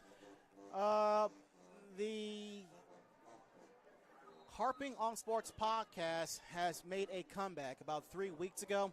You can catch that on Spotify or anywhere you can listen to podcasts. Third down and 8 from the 47-yard line. One man in the backfield, 3 wide receivers to the far right.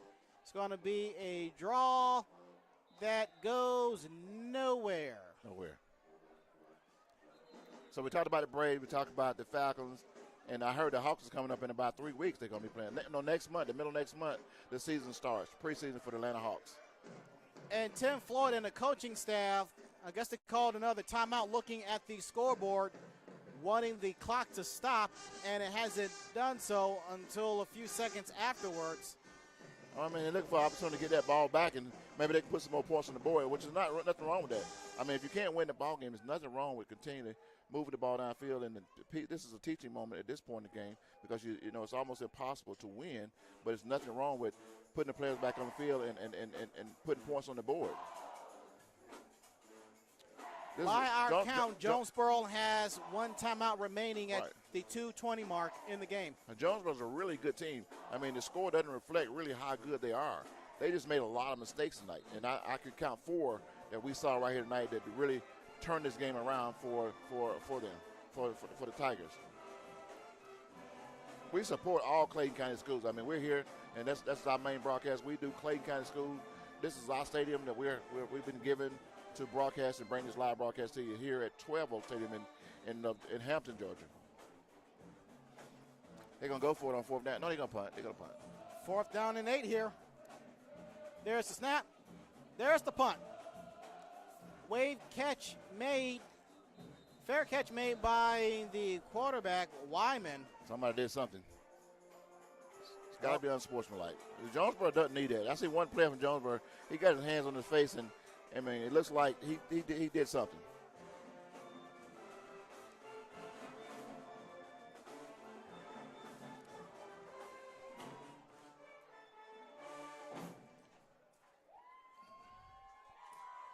Have we talked about everything tonight?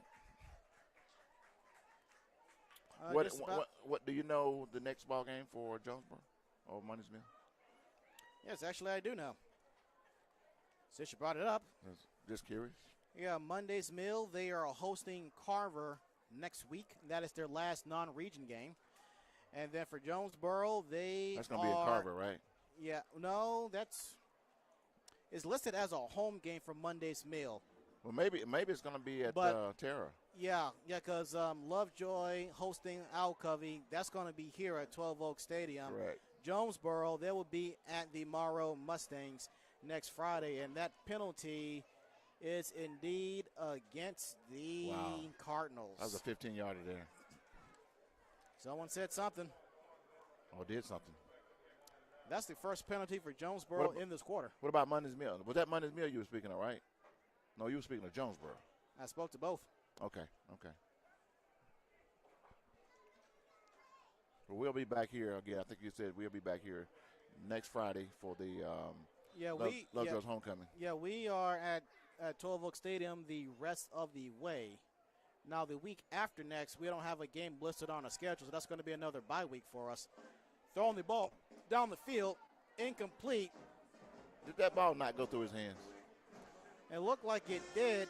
Montez Redding is looking for a penalty. He's not going to get it as Christian Gonti was on the coverage there. The clock stops at 2:05. Earthwood Moreland is 6 wins away from being the 3rd winningest head coach in Monday's Mill history.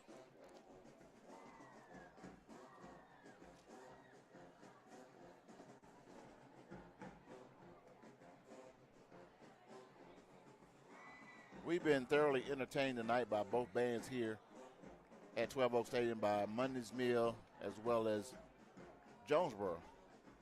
2nd down and 10 from the 5, caught on a short pass to Montez Redding. High school.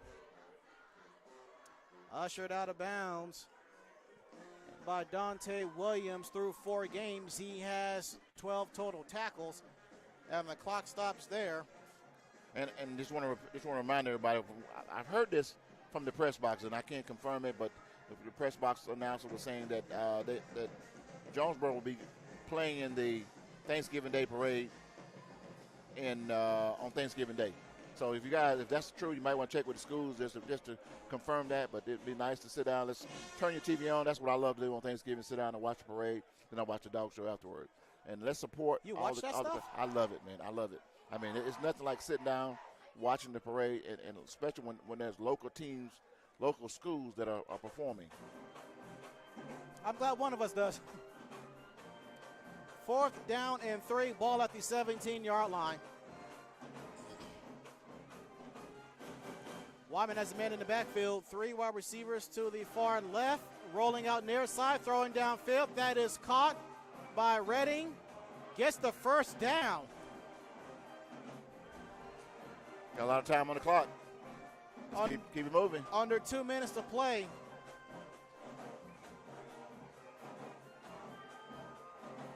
Come on, guys. Now the clock runs. Ball at the 27-yard lines. That's a gain of 10 there. Wyman rolling out. Now he's going to run. He gets to the 30, 35, cuts back inside to the 40, 45, and just steps out of bounds. Gaining 20-plus yards on the quarterback keeper, running near side right. Clock stops at a minute 31. That was a very smart move running out of bounds by the quarterback. Hey, running backs got to get out of the way. And if you're not going to block, you need to get out of the way, give your quarterback some room to run. Should have been stepping up and picking up someone and giving some room to run. Yeah, Monday's Mail, clearly they've been the dominant team tonight. The Tigers are in a 7-way tie for the best record in Class 6A coming into tonight. First down and 10, ball at the 47-yard line. Wyman dropping back to pass, looking, throwing the ball deep downfield. He has a cut. And just like I thought. A receiver at the 20-yard line. And there's no Montez Redding. Nice pass. Nice pass. The Cardinals don't give up, man. This is how they got where they are, by throwing the ball and moving the ball down the field, making by big plays. Again, I repeat from what I said earlier. I mean, the Cardinals made a lot of mistakes in this ball game. They would still be in this ball game if it wasn't for all those mistakes of dropping the ball or just putting the ball, throwing interceptions. I mean, you're watching Clayton County at its best tonight, folks. If you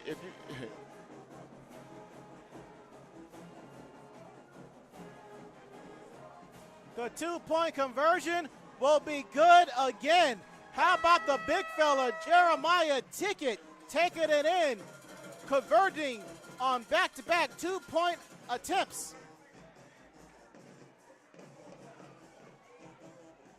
And just like that, it's an 8-point game here. Man, I tell you. Didn't I tell you? I mean, the game's not over. You better call your friends. If I'm looking at the number here of people that are watching what we had watching earlier, this game is not over. An onside kick and put them right back in the ball game. I mean, it's still, what is it, a minute and 21 seconds left on the clock. But guess what? One play could change everything.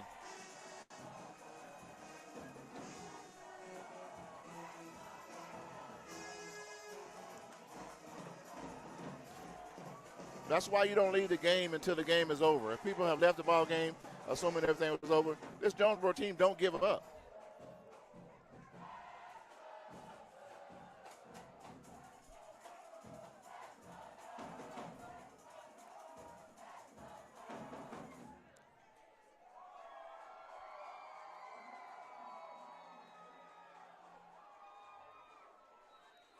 The Cardinals have scored 16 unanswered points here. I told you, man. They didn't give up. Even though the mistakes they made, they still haven't given up. The game's not over till the clock shows double zeros. There's a low-line drive kick received at the 21-yard line, and that's Hardwick, who'll just take a knee sliding there. Now, last time they had an onside kick, and the Cats recovered it. This time, why didn't we do an onside kick? Because with a minute and 16 seconds on the clock, it's going to be very hard to come back from. I mean, the Tigers had the ball, and all they got to do is sit on it for 4 plays. And Jonesboro, I think, according to you, says that only one timeout left, right? Jonesboro 1 timeout. Monday's Mill 2 timeouts remaining, and that is the second touchdown pass received by Redding. And that is Wyman's second touchdown pass in the fourth quarter. Redding caught a early third quarter touchdown pass by Jones. Right.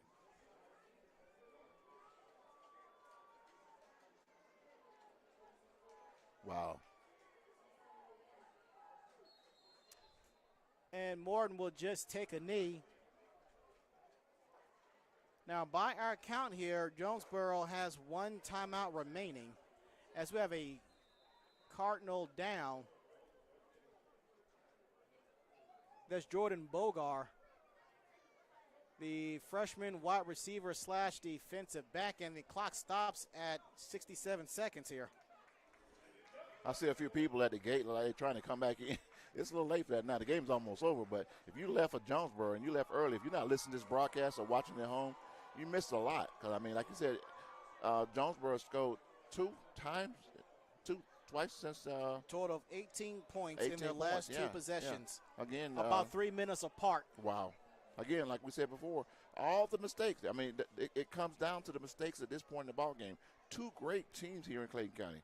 Both teams, one team has only lost one game, and the other team is undefeated. But guess what? You wouldn't have known it tonight by watching these teams play. And how about Jeremiah Tickett, the junior defensive tackle / tight end, through 5 games, 1 carry for 4 yards and a touchdown. Wow. As the referees are having a meeting between the two teams here. I'll tell you what I see right now. I'm looking at these bands, and they're looking at Jonesboro. They're at attention right now, and it looks like we're gonna have a third They've been quarter. standing at attention for a minute. I mean, these guys, they are disciplined, man. They have a great band director, which I met, and these guys, they know what they're doing. But I think they're ready to put on the show. We can't stay very long. You know how it is in Clayton County. They don't allow us to stay at the stadium too long. But we really enjoy hearing them. I think the fans here enjoy hearing them as well. But I think they're waiting for that clock to hit 00 so they can get that 5-10 minutes in.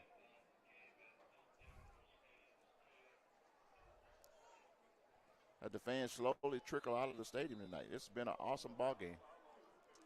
You guys can also remember, you can also go back. This episode is live on YouTube at this moment, but you can always go back, and it's not on demand, but you can always go back and watch it tomorrow. You don't have to pay anything, but the episode will remain here for future purposes. You know. Another knee is taken, and Morton, he got leveled. He got leveled by I think they're going to let the clock run out. Miles Wilkes. And I don't think the Cardinals have any more timeouts, or else they would have tried to burn a timeout here. Real quick, just want to remind you guys while we're wrapping this ball game up, the top right-hand corner of the screen is our QR code. You can go online right now or anytime this broadcast, whether we're on the broadcast or off the broadcast, or the broadcast is over, and donate to our nonprofit organization. We have a 501c3 nonprofit organization helping kids, teaching kids in front of the cameras, on the sideline, doing interviews, whatever it takes, help us support and the kids of Clayton County Schools and to be better. To help keep this program going, we don't get paid by anybody. We just go by donations and whatever you guys want to give to help out. So $10, $5, $10, $20, $100. So whatever you want to give. You don't pay to go to the ball game. You don't have to get out in the cold weather. You don't have to get out in the rain. And we bring it to you live, free, each week right here in Clayton County. I'm Dennis Thomas. I'm going to turn it back over to Anthony. He's going to give you the end of the stats. And this game's over, and we'll see you next time. Yes, this game is over indeed. And we finally got an update for you. Between Woodward Academy and Lovejoy. Woodward Academy defeated Lovejoy 31-7. And last we checked, it was 7-0 between Rockdale County and Forest Park. Rockdale County was leading. We don't have a score up there. Right there. Woodward Academy, they improved to 4-2 on the season. Lovejoy falls to 3-3 on the season. And one final note here. Linebacker Joshua Oldsmore, who had a kick 6 against North Carolina State.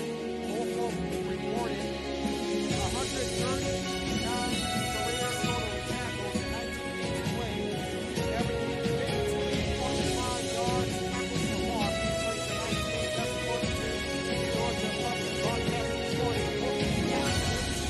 Also mentioned graduation requires extra early and will graduate this December. So congratulations to him as he segues into a very brief postgame show as it is over 36-28 our score here. Here's what happened in the second half. Mundy's Mill can turn the ball over on downs. However, in the very next snap, it was a 34-yard fumble recovery by Kimbrough, who took it to the house, making it 24-6. The PAT was no good there. That was at the 9:37 mark. At the 7:18 mark for Jonesboro, it was a 10-yard pass from Jones to Redding, making it 24-12. The PAT failed. It was a punt by Jones by Mundy's Mill next after that. At the 4:44 mark, it was a pick six by Matthew Strickland from 23 yards out, making it 30-12. The PAT failed. We go to the fourth quarter. Monday's Mill pretty much was in the driver's seat in terms of time of possession in the fourth quarter. They turned the ball over on downs, but they ended up getting an interception. Then you had another turnover on downs, all this happening early fourth quarter. Now it was another pick six given to the Tigers from the Cardinals. It was a 31-yard interception by Ofor, making it 36-12. The PAT failed there. Then it was a 20-yard interception on the very next possession for the Cardinals by Matthew Strickland for the Tigers. Then Monday's Mill, they turned the ball over on down at the 6:51 mark. At the 4:06 mark, it was a 11-yard touchdown pass by Wyman to Owens for Jonesboro. The 2-point conversion was good after the touchdown made by Jeremiah Tickett. Then about 3 minutes of game clock later, after Monday's Mill punting the ball, at the 1:21 mark, it was a 47-yard touchdown pass from Wyman to Redding, making it a 36-28 score. Jeremiah Tickett with another 2-point conversion, and he was successful there. And that is how we got to 36-28, our score. The Monday's Mill Tigers, they improved to 6-0 on the season. Overall, 4-0 in region play. Their next game will be hosting Carver.